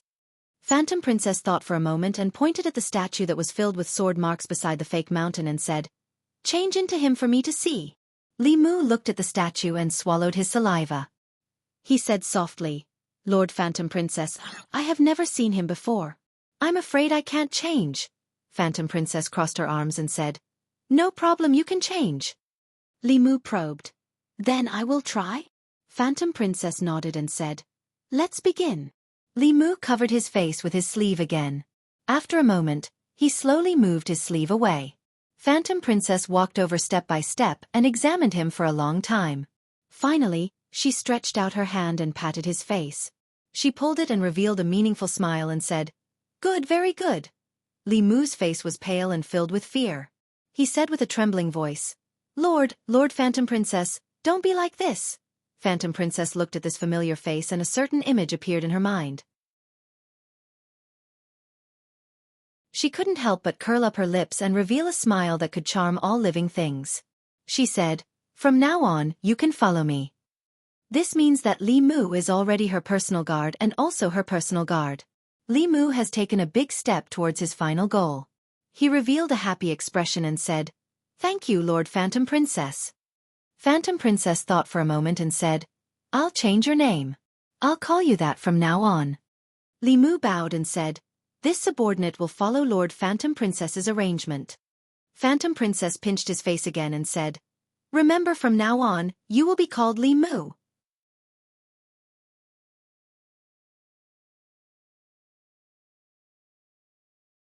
Chapter 441. Li Mu would have thought that he had been discovered if Phantom Princess did not summon the elites of Meizong's sect. Li Mu asked anxiously, "Lord Phantom Princess, can I leave now?" Phantom Princess looked at him and said, "You don't have to go back. From now on, you will stay in the courtyard next to mine. I will summon you if I need anything." Li Mu was delighted. He did not know if he was closer to her psychologically, but at least he was closer physically. He was one big step closer to his final goal. He left Phantom Princess's place and went back to his room to pack his things. He met a few people from Meizong's sect along the way. They all stopped and clenched their right fist and hit their left shoulder. This was a gesture of respect from Meizong's sect. Li Mu had won their respect after hiding near the heretical cultivation organization for half a month and taking back the body of his fellow sect member. At this moment, there was a storm in a heretical cultivation organization. Trash. You can't even protect a body with dozens of people? Someone swaggered in, took away the demonic corpse, and killed more than 10 people. What were you doing at that time? You trash, how dare you face me? An elder looked down furiously. Dozens of people knelt on the ground and did not dare to raise their heads. "Master, it's not that we're incompetent, it's just that the thief is too cunning. As soon as you left, he pretended to be you and tricked the corpse away. Although we realized that something was wrong later, that thief is extremely good at hiding. We couldn't find him at all when he snuck into the forest. We split up to search, but he defeated us one by one and killed a few of us. Moreover, this person is not afraid of death, as if he doesn't care about his own life, exchanging injury for injury, exchanging life for life. He's very difficult to deal with." "Cut the crap." An old man waved his hand and said, "This is a great humiliation, truly a great humiliation. Pass down my order, anyone who can take that bastard's life will be rewarded with 1,000 spirit jades. Anyone who can capture him alive and bring him to me will be rewarded with 2,000 spirit jades." In Thousand Fox City, the spies of Meizong's sect quickly found out about the heretical cultivation organization's kill order. 1,000 spiritual jades was a great temptation for cultivators below Realm 6, regardless of whether they were humans or demons. But at the same time, for the first time, they learned the details of this matter from the heretical cultivation. He had hidden for half a month just to wait for an opportunity. First, he cheated the trust of the heretical cultivation. After being discovered, he was besieged by the heretical cultivation. In the process of escaping, he even killed more than 10 heretical cultivation practitioners of the same level. What kind of fierce man was he? Just thinking about the process would send chills down the spines of those who were timid. In Li Mu's new residence, Hu Jiao floated in the air. She looked at Li Mu emotionally and said, "Little snake, I used to think you were timid and afraid of death. I want to apologize to you. You're a real tough guy, different from those pretty Xiaobai guys." Li Mu waved his hand and said, "I'm back now. In fact, I'm also afraid of death. So when I do things I plan carefully. We snakes are cold-blooded and are born to be stealthy. The forest is my territory. If they dare to come in, they'll die," Hu Jiu sighed and asked. "So it's really not because of love?" Li Mu also said seriously, "I still like beautiful women. It won't change in my life." Hu Jiu said, "Who do you like? Tell me and I'll give up completely." Li Mu shook his head and said, "I can't tell you." Hu Jiu thought for a moment and suddenly said, "Is it Miss Phantom Princess?" Li Mu didn't deny it and said, "Big brother Hu Jiu, please help me keep it a secret." Hu Jiu sighed and said, "I knew it. Meizong sect, Thousand Fox City, no, the entire demon nation, as long as they're capable, they don't like Miss Phantom Princess. But your love is destined to be fruitless. Unless you can capture Li Mu alive and bring him to Miss Phantom Princess and become the personal disciple of the Heavenly Monarch, then you'll have a chance." Li Mu clenched his fist and said, "I'll work hard." Hu Jiu left in disappointment. Li Mu closed the door and lay on the bed. Any female, no matter if she was a woman or a female demon, would find it hard to hate someone who liked her, even if she didn't like them. Not to mention someone like him who was handsome and loyal. In order to complete the mission earlier, Li Mu had to use all means to win Miss Phantom's favor. After lying down for a while, Miss Phantom's voice came from outside. "Li Mu, come here." Li Mu didn't move immediately. Instead, he waited for Miss Phantom to call him 3 times before he walked out of the room. He flew over the wall and landed in another courtyard. Miss Phantom frowned and asked, "What are you doing in the room?" "I've called you 3 times." Li Mu said apologetically, "I'm sorry, Miss Phantom. I haven't gotten used to this new name and didn't react immediately." Miss Phantom said, "Get used to it slowly." She threw a token to Li Mu and said, "From now on, you're my personal guard.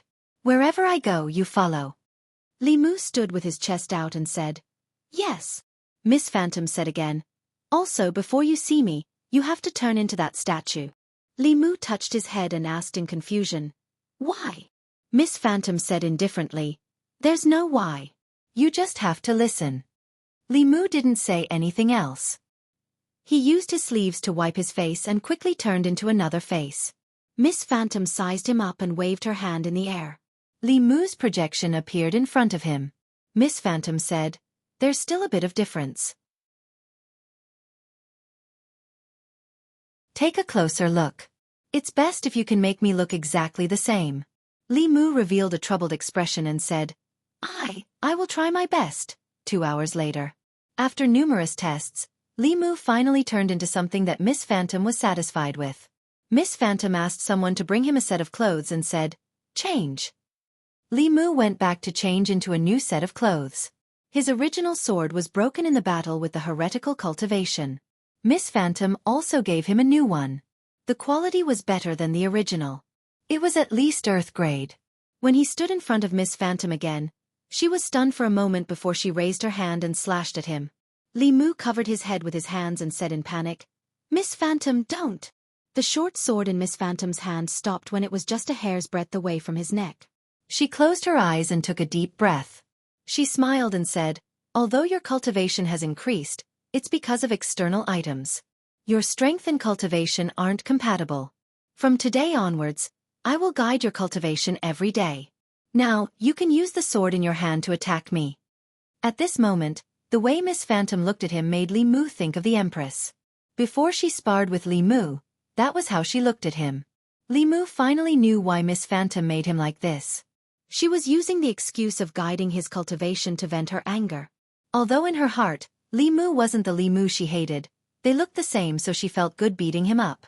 This meant that he became her scapegoat. At this moment, Li Mu wanted to retaliate angrily, but in the next moment, he thought of Han Xin, Go Jian, and Ultraman. A great man knows when to yield and when not to.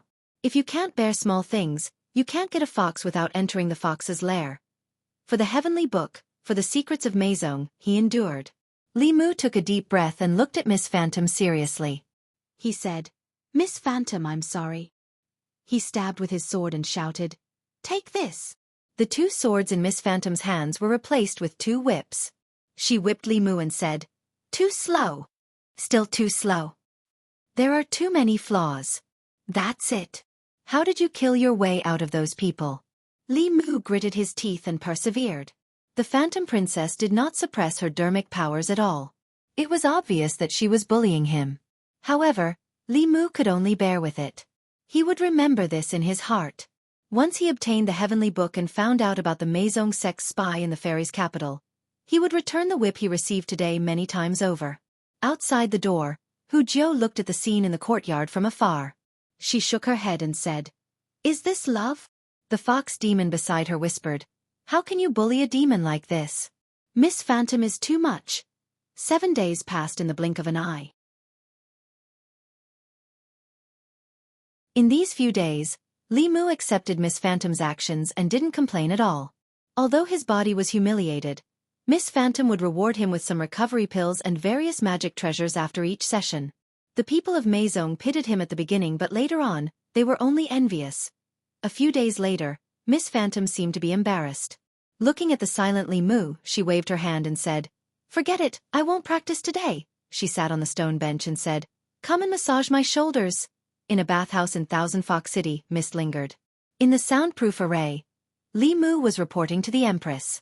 In the distant Changle Palace in Fairy's capital, Zhou Yi, who was leaning on the dragon throne, sat up straight and said angrily, "What? She bullied you and even asked you to massage her shoulders. I didn't even let you massage me." Pah! She suddenly stood up and slammed the table in front of her. The heavy wooden table was shattered into pieces. Zhou Yi's chest heaved up and down. She gritted her teeth and said, "Damn that fox, I'm so angry."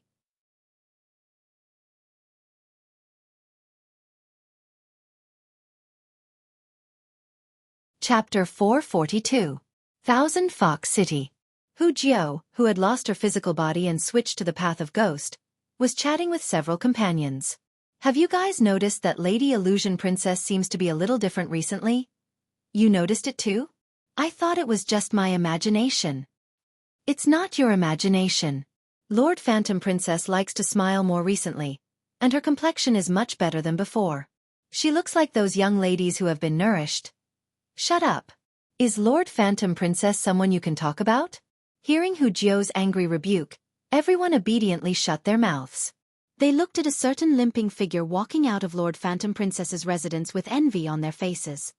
Lord Phantom Princess has never treated anyone like this before. She would give Little Snake a lot of rewards every time. His wealth is now richer than ours. Yesterday, she even gave Little Snake a heavenly flask treasure. Even we don't have this kind of treasure. If we really fight, we might not be his match. Little Snake exchanged his body for this. Look at how badly he is trampled by Lord Phantom Princess every time. This is nothing. If he is willing, I can exchange it with him. That depends on Lord Phantom Princess. Li Mu had already become Phantom Princess's personal guard. She would reward him with some good things every day, but he still could not come into contact with the heavenly book. Over the past few days, he had never missed a single mission. All the humiliation he had suffered at the hands of Phantom Princess had been avenged by the evil cultivators. With the treasures that Phantom Princess gave him, Li Mu could unleash even more power. When they encountered danger, he would always rush to the front. When everyone retreated, he would also take the initiative to stay behind and cut off their escape route. When he fought, he would lose 800 of his own men and 1,000 of his enemies. His actions of exchanging injuries for lives gradually won him the respect of everyone. Recently, everyone had changed the way they addressed him from Little Snake to Lord Li. Not only did Phantom Princess change his name, but she also let everyone in Maison Sect call him that. From the beginning to the end, Li Mu did not wait for these people to call him Daniel Wu. Li Mu was extremely disdainful of Phantom Princess's self-comforting behavior. Instead of going to Fairy's capital to seek revenge, she chose to lie to herself and others. What kind of hero was she? If she had the ability, she would have a fair fight in the future. Li Mu would let her have a good taste of what he was feeling now. Outside, the bell rang again. When Li Mu arrived at the front courtyard, he discovered that many experts had gathered here. Taking a closer look, Weren't they the experts from Meizong sect and Mirage sect that Huan Ji had brought to White Emperor's cave mansion the last time? Among the 10 demonic Dao sects, the Mirage sect and the Meizong sect were both controlled by the 10,000 Illusion Lord. This lineup already included half of the experts of the two sections. After seeing these people, Li Mu understood Phantom Princess's goal. The Heavenly Fox clan was a clan that repaid kindness and revenge. It was not the Heavenly Fox's style to not take revenge after suffering such a huge loss last time. She would always remember this matter in her heart, and even her cultivation would be affected. She had gathered these experts for the sake of revenge. Among the 12 people, other than Li Mu, the others were all 5th realm. However, these 5th realm experts did not look down on Li Mu at all. In the past few days, Li Mu had used practical actions to prove that he could do what 5th realm experts could do. He could even do better. He could also do things that 5th realm experts could not do. Although his cultivation was not very high, his fearless spirit was impressive. Suspended in the void, Phantom Princess said coldly, "Let's go." Dozens of figures broke through the void and flew out of the Thousand Fox country. Several hours later, whoosh, Li Mu cut down a heretical cultivation expert with a sword. He looked at the distant sky. There were waves of intense dermic power fluctuations. Their opponents this time were very strong. They were the 5 leaders of a heretical cultivation organization. The 5 of them were twins. After cultivating, their minds were connected and they cooperated very well. When the 5 of them worked together, they could fight against 6th realm experts with 5th realm cultivation. Their strength was also at the top of the heretical cultivation organization. This was also the reason why Phantom Princess did not take revenge last time. Within the Yao Nation, 6th realm experts could not easily attack. Even someone as strong as Meizong sect could not do anything to this heretical cultivation organization. Phantom Princess took a long time to gather these experts again. She wanted to avenge her past humiliation and take revenge. It was not without reason that the 5 brothers could occupy a place in the Yao Nation. When the 5 brothers worked together, they cooperated very well. Phantom Princess had gathered 10 Meizong sect experts, but they were only evenly matched. With Li Mu's current cultivation, he naturally could not participate in a battle of this level. Otherwise, Phantom Princess and the others would definitely be suspicious.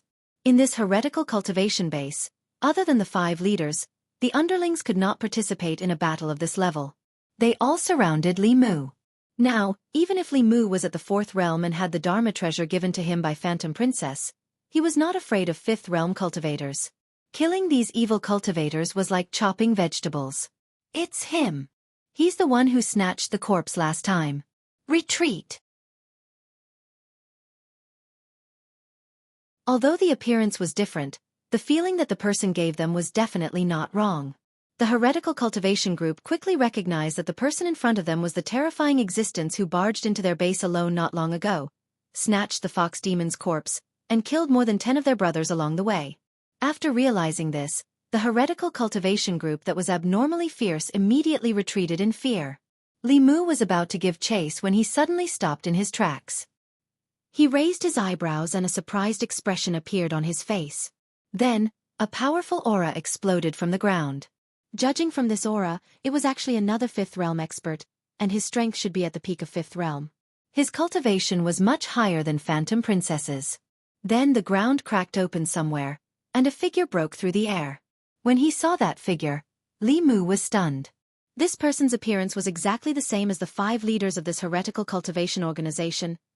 In the sky, the experts of the 2 sects were stunned and immediately revealed shocked expressions. Why is there another one? Oh no, they're 6 brothers.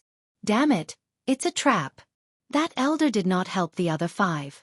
Instead, he looked at Li Mu with a sinister gaze and gritted his teeth. So it's you. As soon as he finished speaking, his figure had already disappeared from the spot. Li Mu did not hesitate to slap a Fulu note on himself and escape into the distance. Where he originally stood, the elder's skinny hand reached out. If Li Mu was still there, his hand would have pierced through his heart. You can't escape. The elder's attack did not succeed. He coldly snorted and chased after Li Mu. In the sky, Phantom Princess's expression changed. Just as she was about to chase after him, an elder blocked her and sneered. Little beauty, It's already like this, and you're still thinking about others.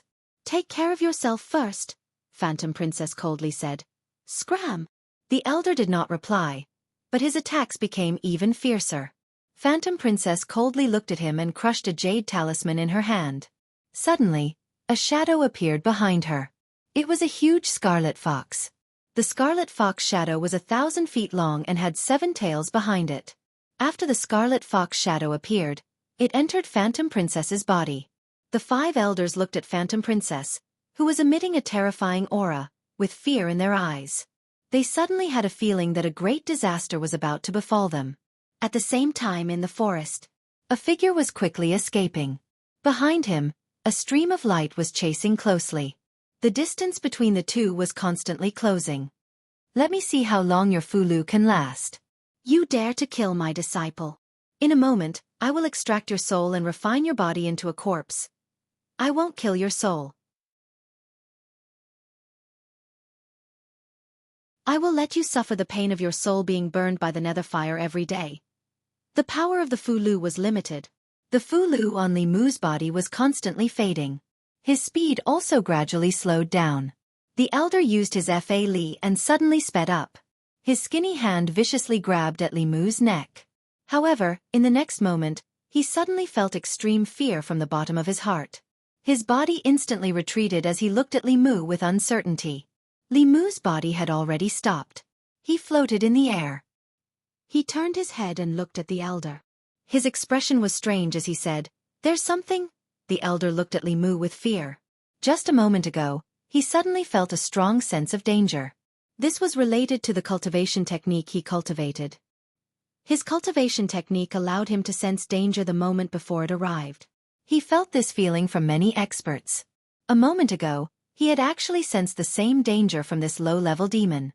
However, no matter how he looked at it, this person was just a 4th-level demon. He was shocked and asked in a low voice, "What exactly are you?" Li Mu looked left and right. After confirming that they had flown far away and that there was no one around, he said calmly, "That's enough."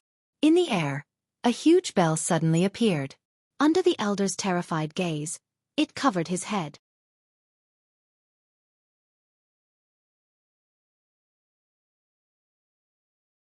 Chapter 443. Li Mu, where are you? A figure broke through the air. Phantom Princess's voice resounded through the forest with the help of her magic power. After using the top-level magic of the Fox clan to take care of the 5 heretical cultivation, she immediately chased after Li Mu and the old man. She knew clearly that although Li Mu had many magic treasures, he was definitely not the old man's match.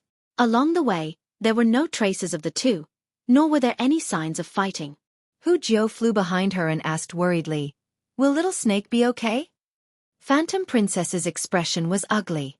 They didn't know beforehand that the 5 leaders of the heretical cultivation organization were all wild boar demons. And they were not 5 brothers, but 6. She took a deep breath and ordered everyone, "Split up and search." Everyone split up and searched in the same direction. When Phantom Princess flew above a forest, a weak voice came from below. "Lord Phantom Princess, I'm here." In the forest, under the thick layer of leaves, a small hill suddenly appeared.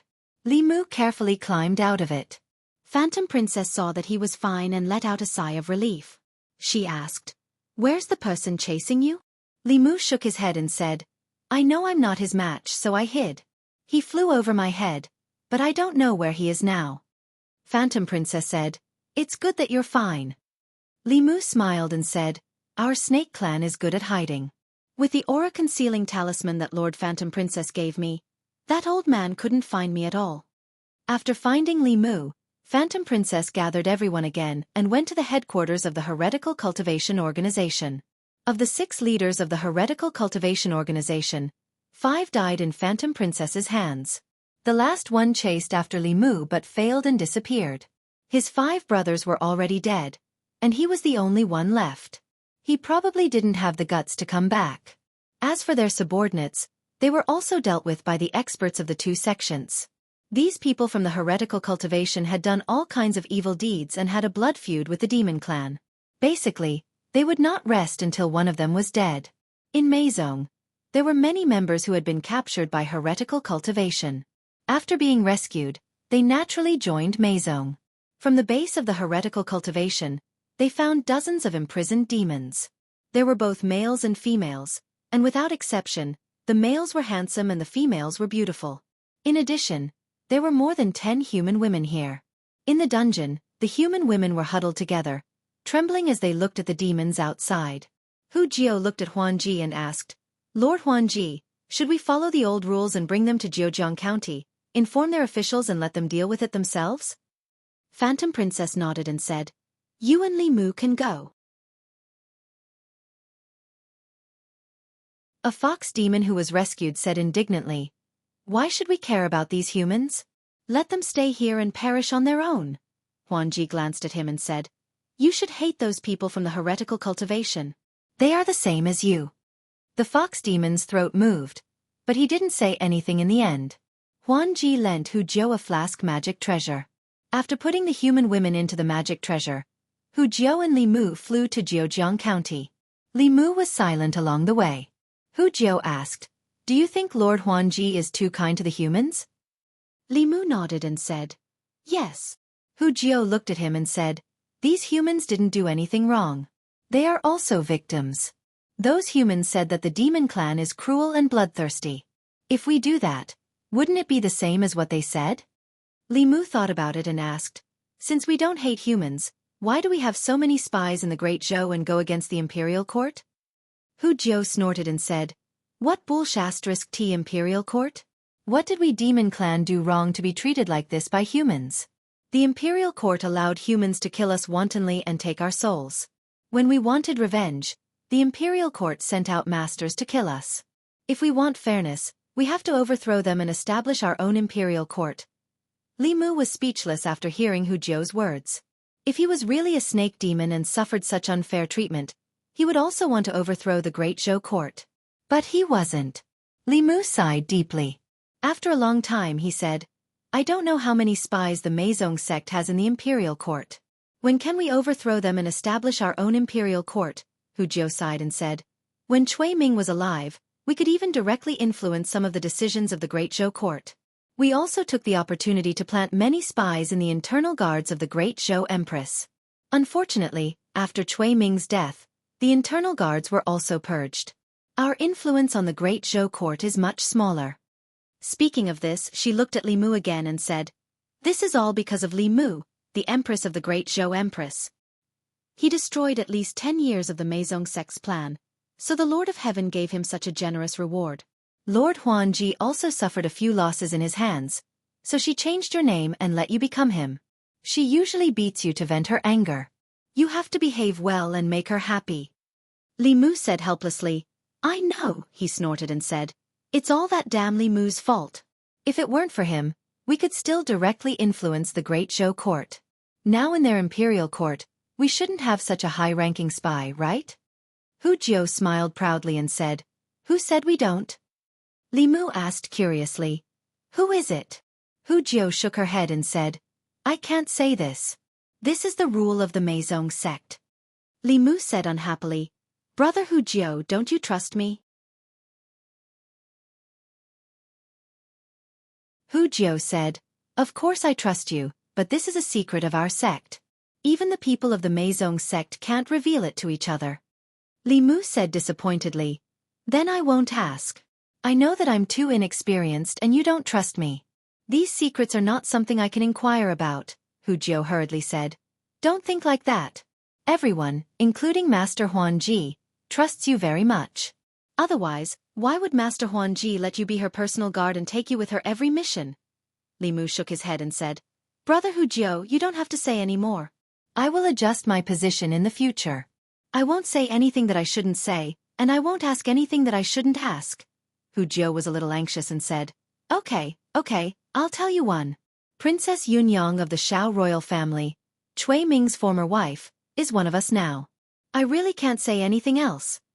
The two entered Jiujiang County City and left the human women in an alley. Then Hu Jiao sent a message to the Jiujiang County government. The two hid in the dark and saw a group of constables rushing out of the county government. When they found the place where the women were, they left Jiujiang County City. On the way back to Qianhu City, Li Mu still didn't say a word. At this moment, he was conflicted. Hu Jiu and the people of the Meizong sect really treated him as one of their own. Especially Hu Jiu. She took care of Li Mu as much as Li Qing did at that time. But Li Mu was using their trust to secretly plot against them and get information from them. This made Li Mu feel complicated and he couldn't calm down for a long time. If he was already like this, how would those who had been undercover for so many years, even getting married and having children in other places in order to gain trust, feel? What kind of feelings would they have? Hu Jiu noticed Li Mu's silence and asked, "Are you still angry with me?"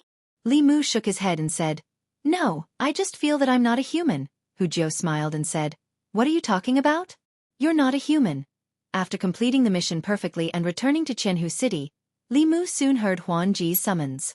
He came to Huan Ji's courtyard and asked, "Lord Huan Ji, what can I do for you?" Two long whips appeared in Huan Ji's hands and she said, "Let me see if you've made any progress these days." Li Mu didn't say a word and drew his sword at Huan Ji as usual. Since there were some things that couldn't be resisted, she should learn to enjoy it. At least when Li Mu betrayed her in the future, he would feel less guilty in his heart. Huan Ji waved the whips in her hands and gradually slowed down. When she had ravaged him in the past, there had been humiliation and unwillingness on his face. Seeing this hateful face revealing humiliation and unwillingness in front of her, her heart was incomparably carefree. Even the knot in her heart had been untied recently.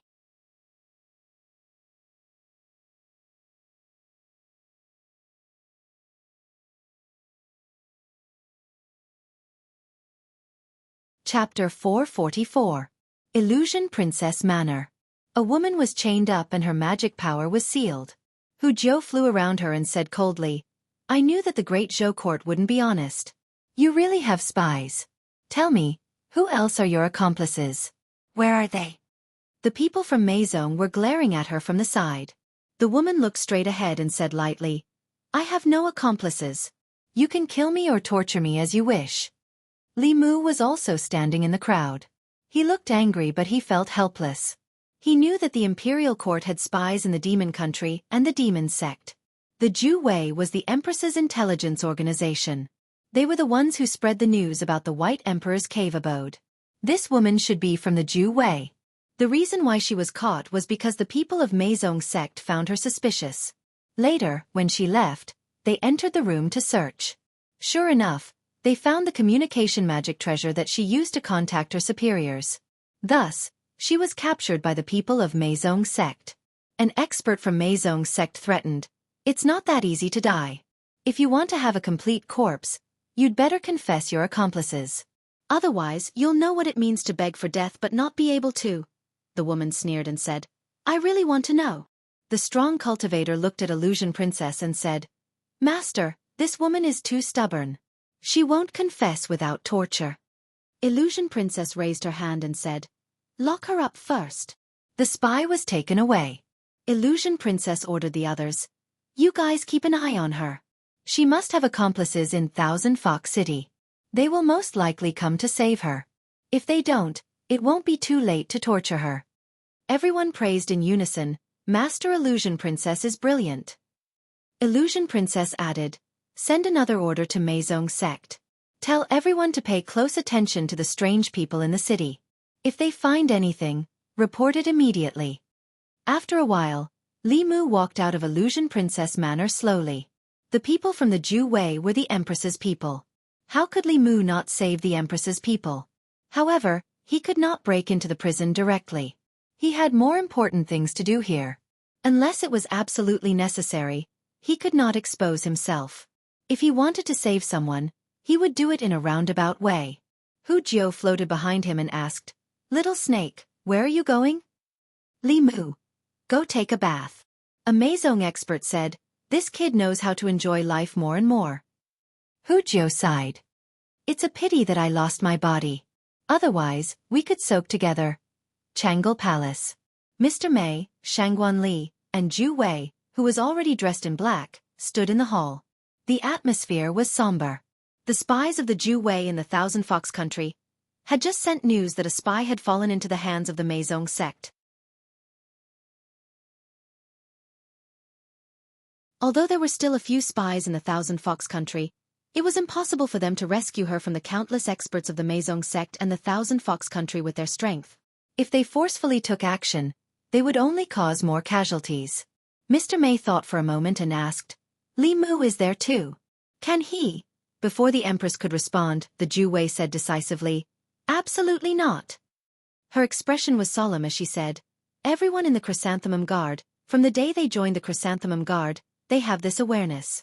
They cannot sacrifice others just to save one person. Official Li has more important things to do, he cannot take the risk. Mr. May sighed and didn't say anything more.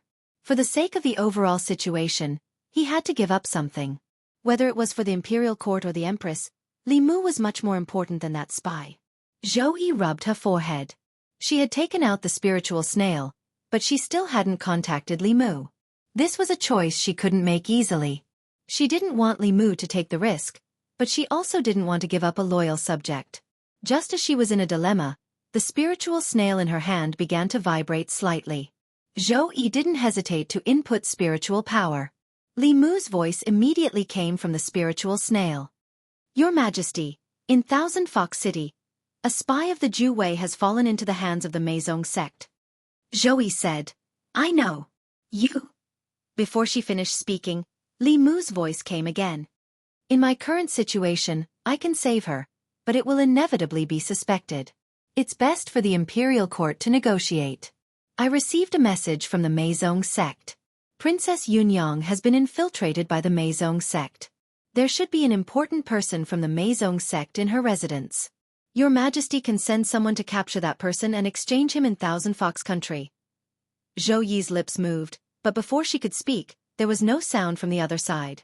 In order not to arouse suspicion, Li Mu's messages were always very brief. Zhou Yi put away the spiritual snail, looked at the three people in the hall, and said, Let the Office of Worship seal the residence of Princess Yunyang and search it thoroughly. The three people looked excited and bowed. Yes, Your Majesty. After they walked out of Changle Palace, Zhou Yi took out the spiritual snail again and said bitterly, You didn't even let me say one more word. Compared to the joy of solving the predicament, she was more regretful. She regretted letting Li Mu leave. If she hadn't let Li Mu leave, her favored subject wouldn't have been bullied by that vixen, and he wouldn't have had to massage the vixen's back. That vixen let her know that not all foxes were as cute as Xiao Bai. In Chengdu, Princess Yunyang's residence was suddenly sealed by the Office of Worship with a large formation, shocking countless dignitaries in southern court.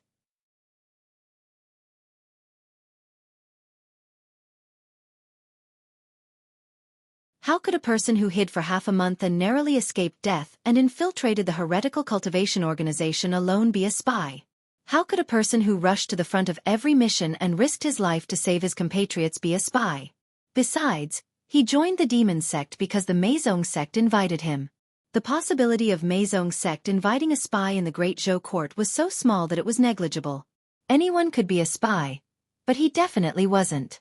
Hu Zhou thought carefully for a moment and gritted her teeth and said, Wolf 13, it must be Wolf 13. I thought there was something wrong with this guy. He might be a spy that the wolf cubs sent into our Thousand Fox country. Hu Lu has a good relationship with him. She must have told the wolf cubs.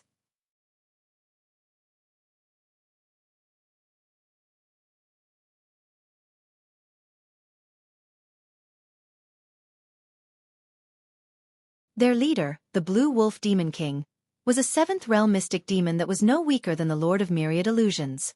He had 4 sixth realm demon kings under his command. His strength was far beyond that of the Thousand Fox nation. Because of his handsome appearance, Wolf Shursan was chosen by the Maison sect many years ago. He successfully went undercover in the Thousand Fox country and delivered a lot of information to the Wolf Demon clan. Although he was not the one who leaked the information about Hu Lu, he still could not pass Phantom Princess's second question.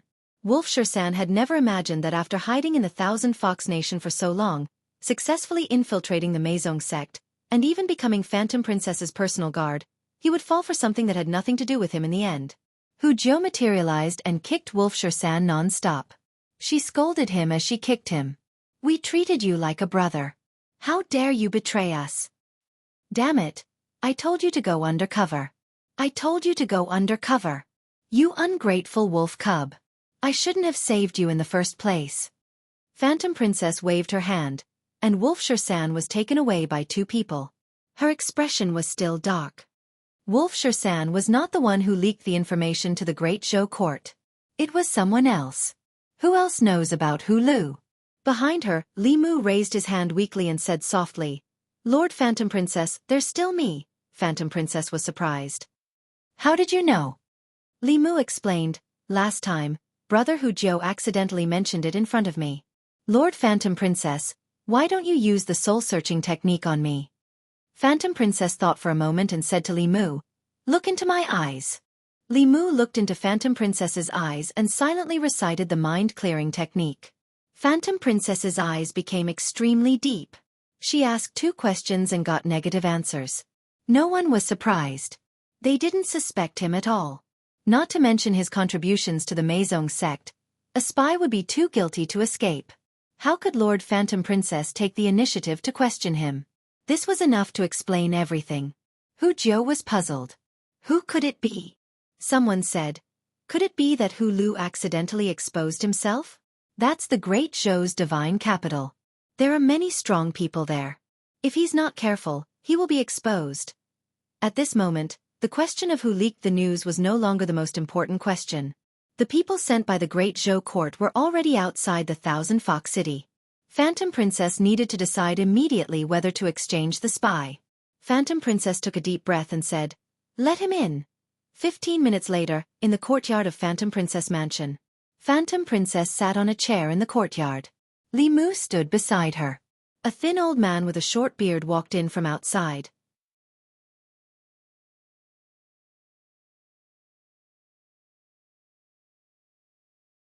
The high priest stayed in the courtyard.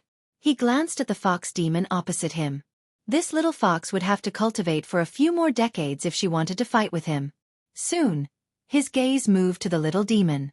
It was unknown where this fox demon had found such a demon that looked so similar to Lord Li. She was shouting at him and ordering him around. Wasn't this purely disgusting? It was unknown how Lord Li would feel if he saw this. Phantom Princess didn't anger the old man in front of her.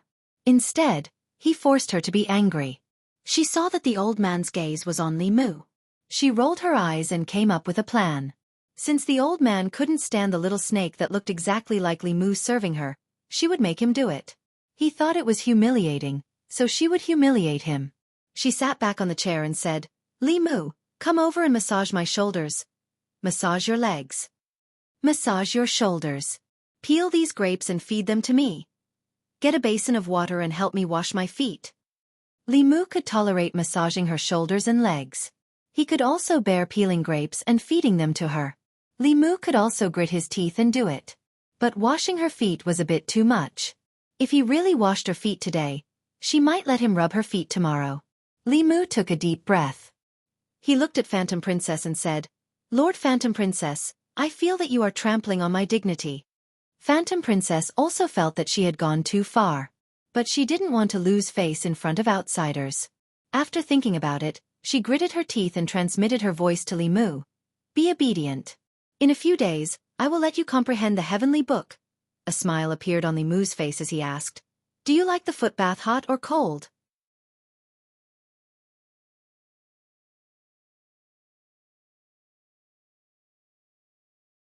Chapter 446. Looking at the ridiculous scene in front of him, Great Reverend Chen's breathing quickened, and the veins on his forehead throbbed. He couldn't watch anymore, so he closed his eyes and blocked his hearing.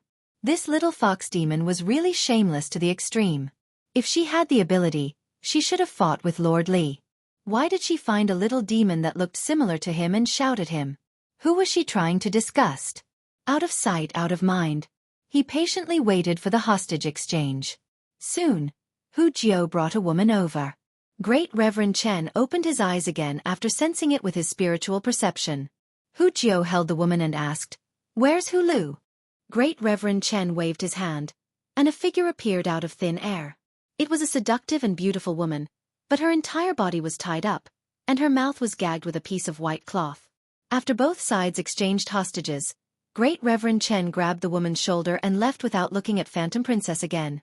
On the highest peak of Thousand Fox City, a Mirage faction powerhouse asked a handsome man, "Great Elder, why didn't you capture this person? If everyone attacked together, he wouldn't be able to leave Thousand Fox City today.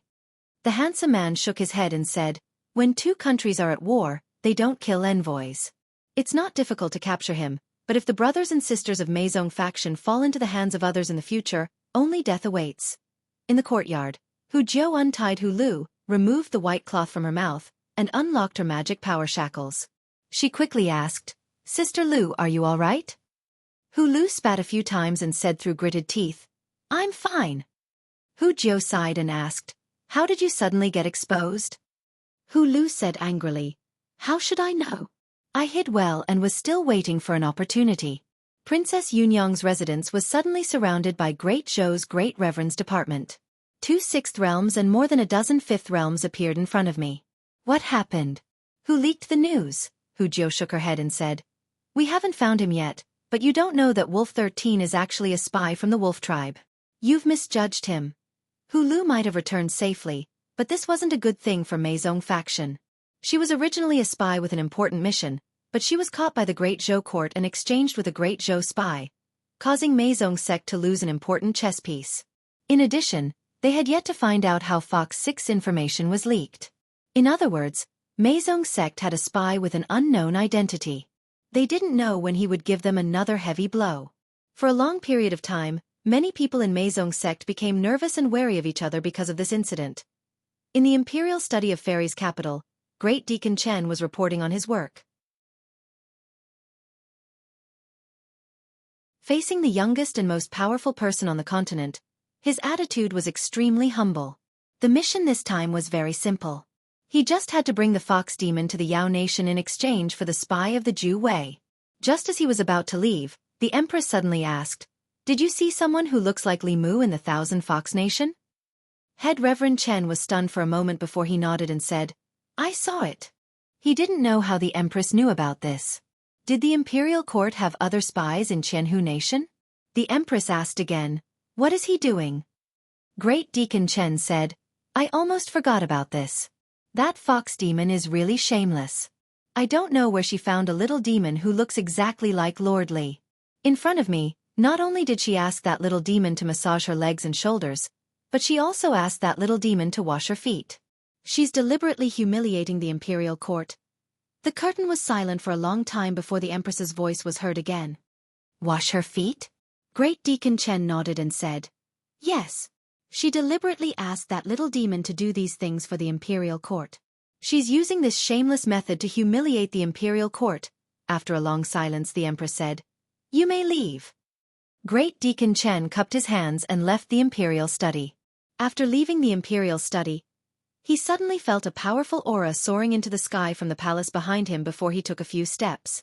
Great Deacon Chen sighed. It seemed that the fox demon's goal had been achieved. She was one of her favorite officials, and perhaps not only that. Being ordered around by another demoness like this, not to mention the Empress, even he would not be able to tolerate it. Meanwhile, in the Imperial study, Mr. Mei was trying his best to console the Empress. Your Majesty, don't be rash. You can't leave the divine capital anymore. He's enduring for the sake of the Imperial Court and Your Majesty. If he hadn't endured these grievances, we wouldn't have caught that fox demon spy. It won't be too late to make that fox demon pay the price when the opportunity arises. Qianhu Nation. Li Mu waited for Phantom Princess to ask him to study the heavenly tomes. However, Great Deacon Chen had already left for several days, and Phantom Princess hadn't mentioned it again. Li Mu now suspected that he'd been tricked by Phantom Princess. What she meant by "a few days later" was probably the same as the next time. However, Li Mu really believed her at that time. For this, he even gave up his dignity. Before this, he'd only touched Lu Hanyan's jade feet. Now, he was reduced to washing a fox's feet. He couldn't accept this. One day, he would also order Phantom Princess around like a servant for a few days to relieve the humiliation in his heart. Li Mu was thinking about the heavenly tomes. When he was drinking with Hu Jiao and the others, he asked indirectly, Brother Hu Jiao, have any of you seen the heavenly tomes? Hu Jiao shook her head and said, the heavenly tomes are the Heavenly Lord's treasures. How could we have seen them? In the past, only those who made great contributions had the chance to study them. Li Mu asked, what's considered a great contribution? Hu Jiu said, if you can take in those wolf cubs and make them subordinates of the Thousand Fox Country, you'll definitely have the chance to study the heavenly tomes. Or if you can save Phantom Princess once, the Heavenly Lord will probably let you study the heavenly tomes. Sixth sister risked her life to save Phantom Princess when she was in danger. That's how she got the chance to study the heavenly tomes. Taking in the Wolf Demon Clan was expanding the territory. The Wolf Demon Clan was even stronger than the Thousand Fox Country. Li Mu didn't have the ability to take them in. As for the hero saving the beauty, Phantom Princess herself was very powerful. It wasn't anyone's turn to save her. This was something that could only be chanced upon. Hu Jiu patted him on the shoulder and said, don't be discouraged. There are other ways. If you have the chance in the future, if you can catch Li Mu, you can also study the heavenly tomes. As long as you can catch him, in addition to studying the heavenly tomes, you can also become the Heavenly Lord's disciple. The Heavenly Lord only has one disciple now. Li Mu drank a mouthful of wine. He also couldn't do this. Not to mention that he couldn't catch himself, in front of the Heaven Lord of Illusions. He might not be able to continue pretending as a snake demon. Before the Heaven Lord of Illusions came out of seclusion, comprehending the heavenly tomes and leaving this place was the safest way. Li Mu had already experienced the strength of a seventh realm expert. If the Empress hadn't arrived in time last time, he would have become Phantom Princess prisoner. Hu Jiu asked, why? Do you want to study the heavenly tomes? Li Mu glanced at her and said, didn't you say that studying the heavenly tomes is good for cultivation? My cultivation is too low. I want to improve. Hu Jiu smiled and said, then you should serve Lord Phantom Princess well. Maybe one day, Lord Phantom Princess will be happy and give you the chance to study the heavenly tomes. Or if you have the ability to make Lord Phantom Princess fall in love with you, you can have anything you want, let alone the heavenly tomes. At this moment, Li Mu missed Li Si very much. If he had Li Si by his side to advise him, it might not be impossible to take down Phantom Princess in a short time. Whether it was a pure young girl or a passionate young woman, Li Si had ways to deal with them. Phantom Princess, who had never experienced love, was the easiest to deceive. But thinking about it, he felt that he was paying too much. It was not worth it to lose his innocence for a page of the heavenly tomes.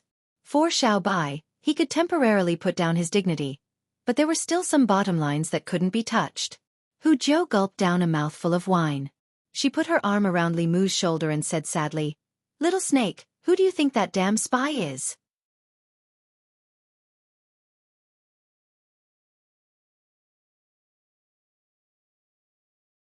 Chapter 447. Li Mu sighed with Hu Jiu. Yes, who leaked the secret? Hu Jiu looked at Li Mu and seemed to realize something. She murmured, damn it, did I accidentally leak it when I was drunk? Sure. Li Mu put his index finger on his lips and said, brother Hu Jiu, be careful. Don't drink any more. In the end, Meizong sect did not find out the spy. The matter of Hu Lu being exposed was left unsettled. In Illusion Princess Mansion, Li Mu put his hand on Illusion Princess's shoulder, but his mind was not on her. He could not go on like this. He did not have the patience to spy beside Illusion Princess for 8 to 10 years. When Lord of Illusions came out, the risk of him being exposed would increase greatly. He had to get the tomes of Arcane as soon as possible. But how? Li Mu massaged Illusion Princess's shoulder with no interest. A figure in white slowly walked in from outside. It was an extremely handsome young man. He walked in with a smile on his face, and a trace of surprise flashed through his eyes when he saw Li Mu behind Huan Ji. After that he said, Junior sister, he's the snake demon that joined the charm sect not long ago, right? Junior sister. Have you investigated him? Illusion Princess looked at him indifferently and said, are you suspecting my people? The young man smiled and said, Junior sister, don't misunderstand. I am just reminding you. Hu Lu's incident happened not long ago. We have to be vigilant. If someone with ulterior motive sneaks into Meizong sect and something like Hu Lu happens again, Meizong sect will lose. After saying this he said, Father is holding a banquet in the palace tonight. Mother asked me to invite Junior sister. Illusion Princess said without hesitation, I have something important to do tonight. You can go back first. I am going to cultivate. The young man nodded and said, then I will go back first. After turning around, The smile on his face disappeared and was replaced by a gloomy look. Seeing the young man turn around and leave, Li Mu looked away from his back. He had been in the Thousand Fox Nation for some time and had some understanding of this person's identity. This person was also a fox demon, but compared to other fox demons, his status was much more noble. He was the only disciple of the Lord of Illusions and the Crown Prince of the Thousand Fox Nation. Although the Myriad Illusion Heavenly Lord had a high status in Thousand Fox and was respected by the demons, the Huan clan was not a royal clan. The royal family of Thousand Fox was surnamed Bai and the royal family was the Bai clan. However, the 10,000 Illusions Lord was very powerful. Even the imperial family respected him very much. The Phantom Princess also had a high status in the Thousand Fox country. Li Mu had heard from Hu Jiu more than once that Bai Xian, the crown prince of the Thousand Fox country, had been chasing after Huan Ji.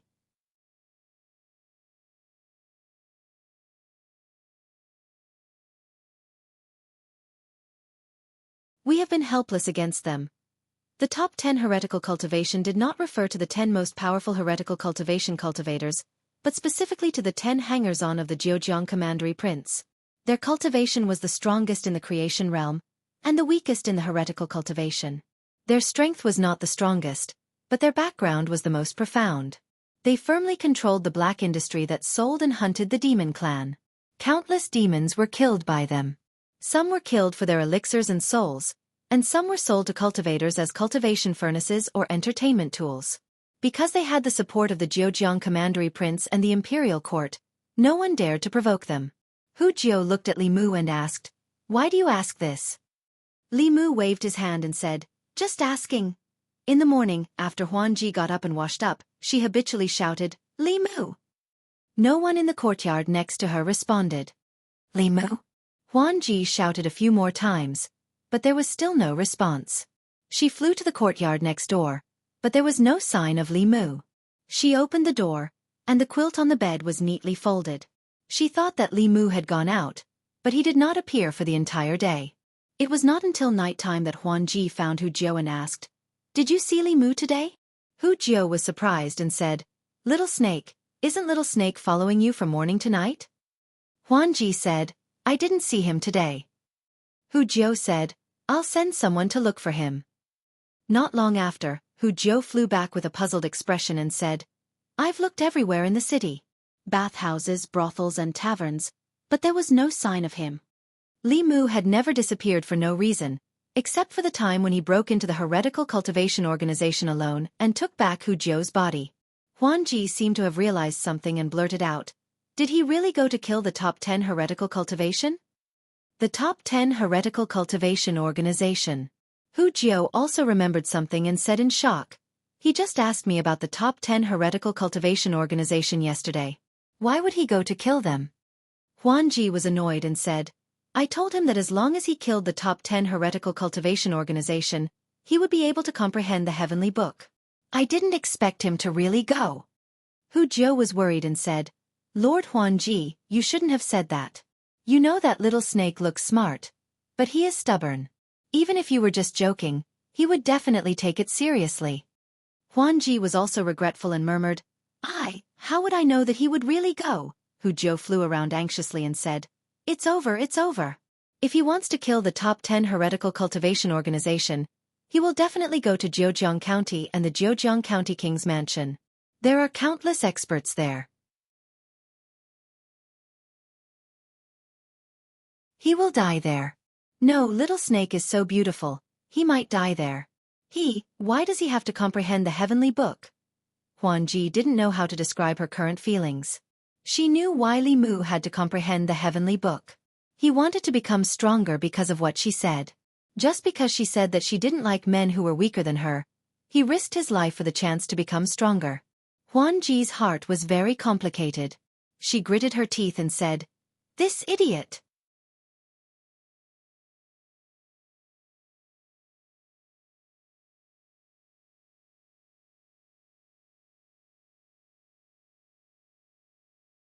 How could he be a match for a cultivator of the same level who still had his body and nascent spirit? He was quickly caught and his nascent spirit was destroyed. After the other man destroyed the corpse, he picked up the sack and quickly disappeared. Qingjiang County. Wu Family Courtyard. The Wu family was a powerful family in Qingjiang County. The head of the family, Wu Liang, was a cultivator and had many friends. Cultivators often went in and out of the Wu family. The head of the family, Wu Liang, was also a hanger-on of the Zhejiang Commandery Prince. He had a great influence in Qingjiang County. Even the Qingjiang County government had to give some face to the Wu family. The Wu family courtyard was not in Qingjiang County. Instead, it was 10 miles west of the city.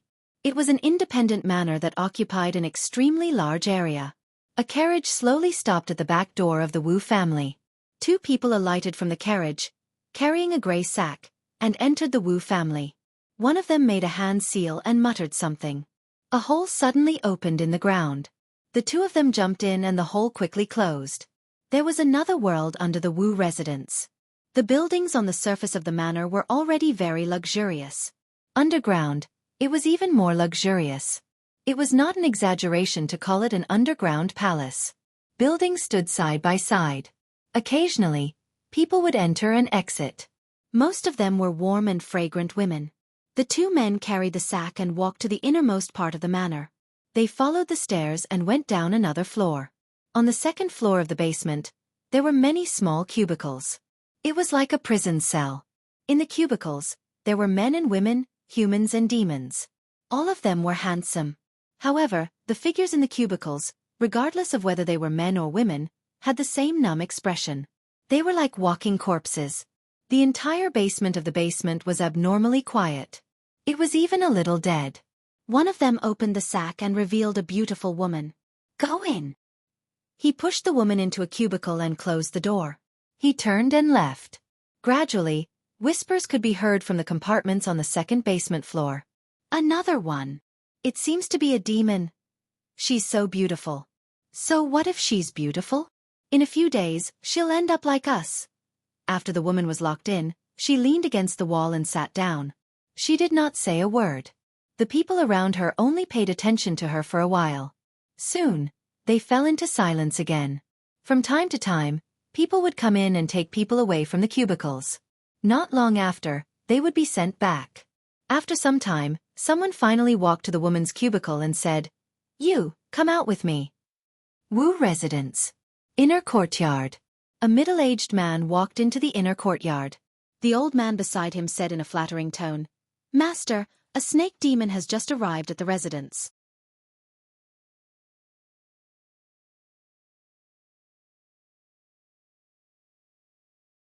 Li Mu did not know why the Zhejiang Commandery Prince attracted these cultivators through this, but it was definitely not a good thing for the imperial court. He withdrew his hand and did not kill Wu Liang directly. This person had left a life talisman with the Zhejiang Commandery Prince. Once his soul disappeared and the life talisman shattered, the Zhejiang Commandery Prince would be able to sense it immediately. This would not be good for Li Mu's next move. He sealed Wu Liang's primordial spirit and temporarily kept it in the flask heaven space. Not long after, the door opened, and a figure walked out from inside. Outside the courtyard, the old man hurried in and asked, "Master, should we bring her out?" Wu Liang said lightly, "No need. The snake demon is indeed delicious. I want to taste it again tonight. Let her rest first and recover her energy. No one is to disturb her. Otherwise, I'll break his neck." The old man hurriedly said, "Yes, yes, yes. I'll immediately instruct them."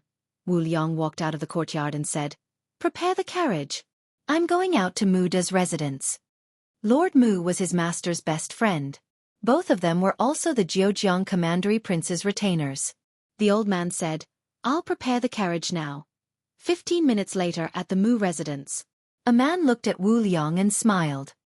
"I heard that you have a new snake demon. Let me taste it first. I haven't tasted a snake demon yet." Wu Liang looked around and lowered his voice. "I have an important matter to discuss with you. Let's talk about it behind closed doors." Mu Da saw his serious expression and also became serious. He closed the door and cast a soundproof spell. Then he asked, "What is it?" Wu Liang smiled and said mysteriously, "Come closer." 15 minutes later, the door opened. 2 figures walked out side by side and left the Mu residence. The servants of the Mu clan were not surprised by this. The relationship between the two masters was quite good. Their master had left with Lord Wu to taste the wonderful taste of a snake demon.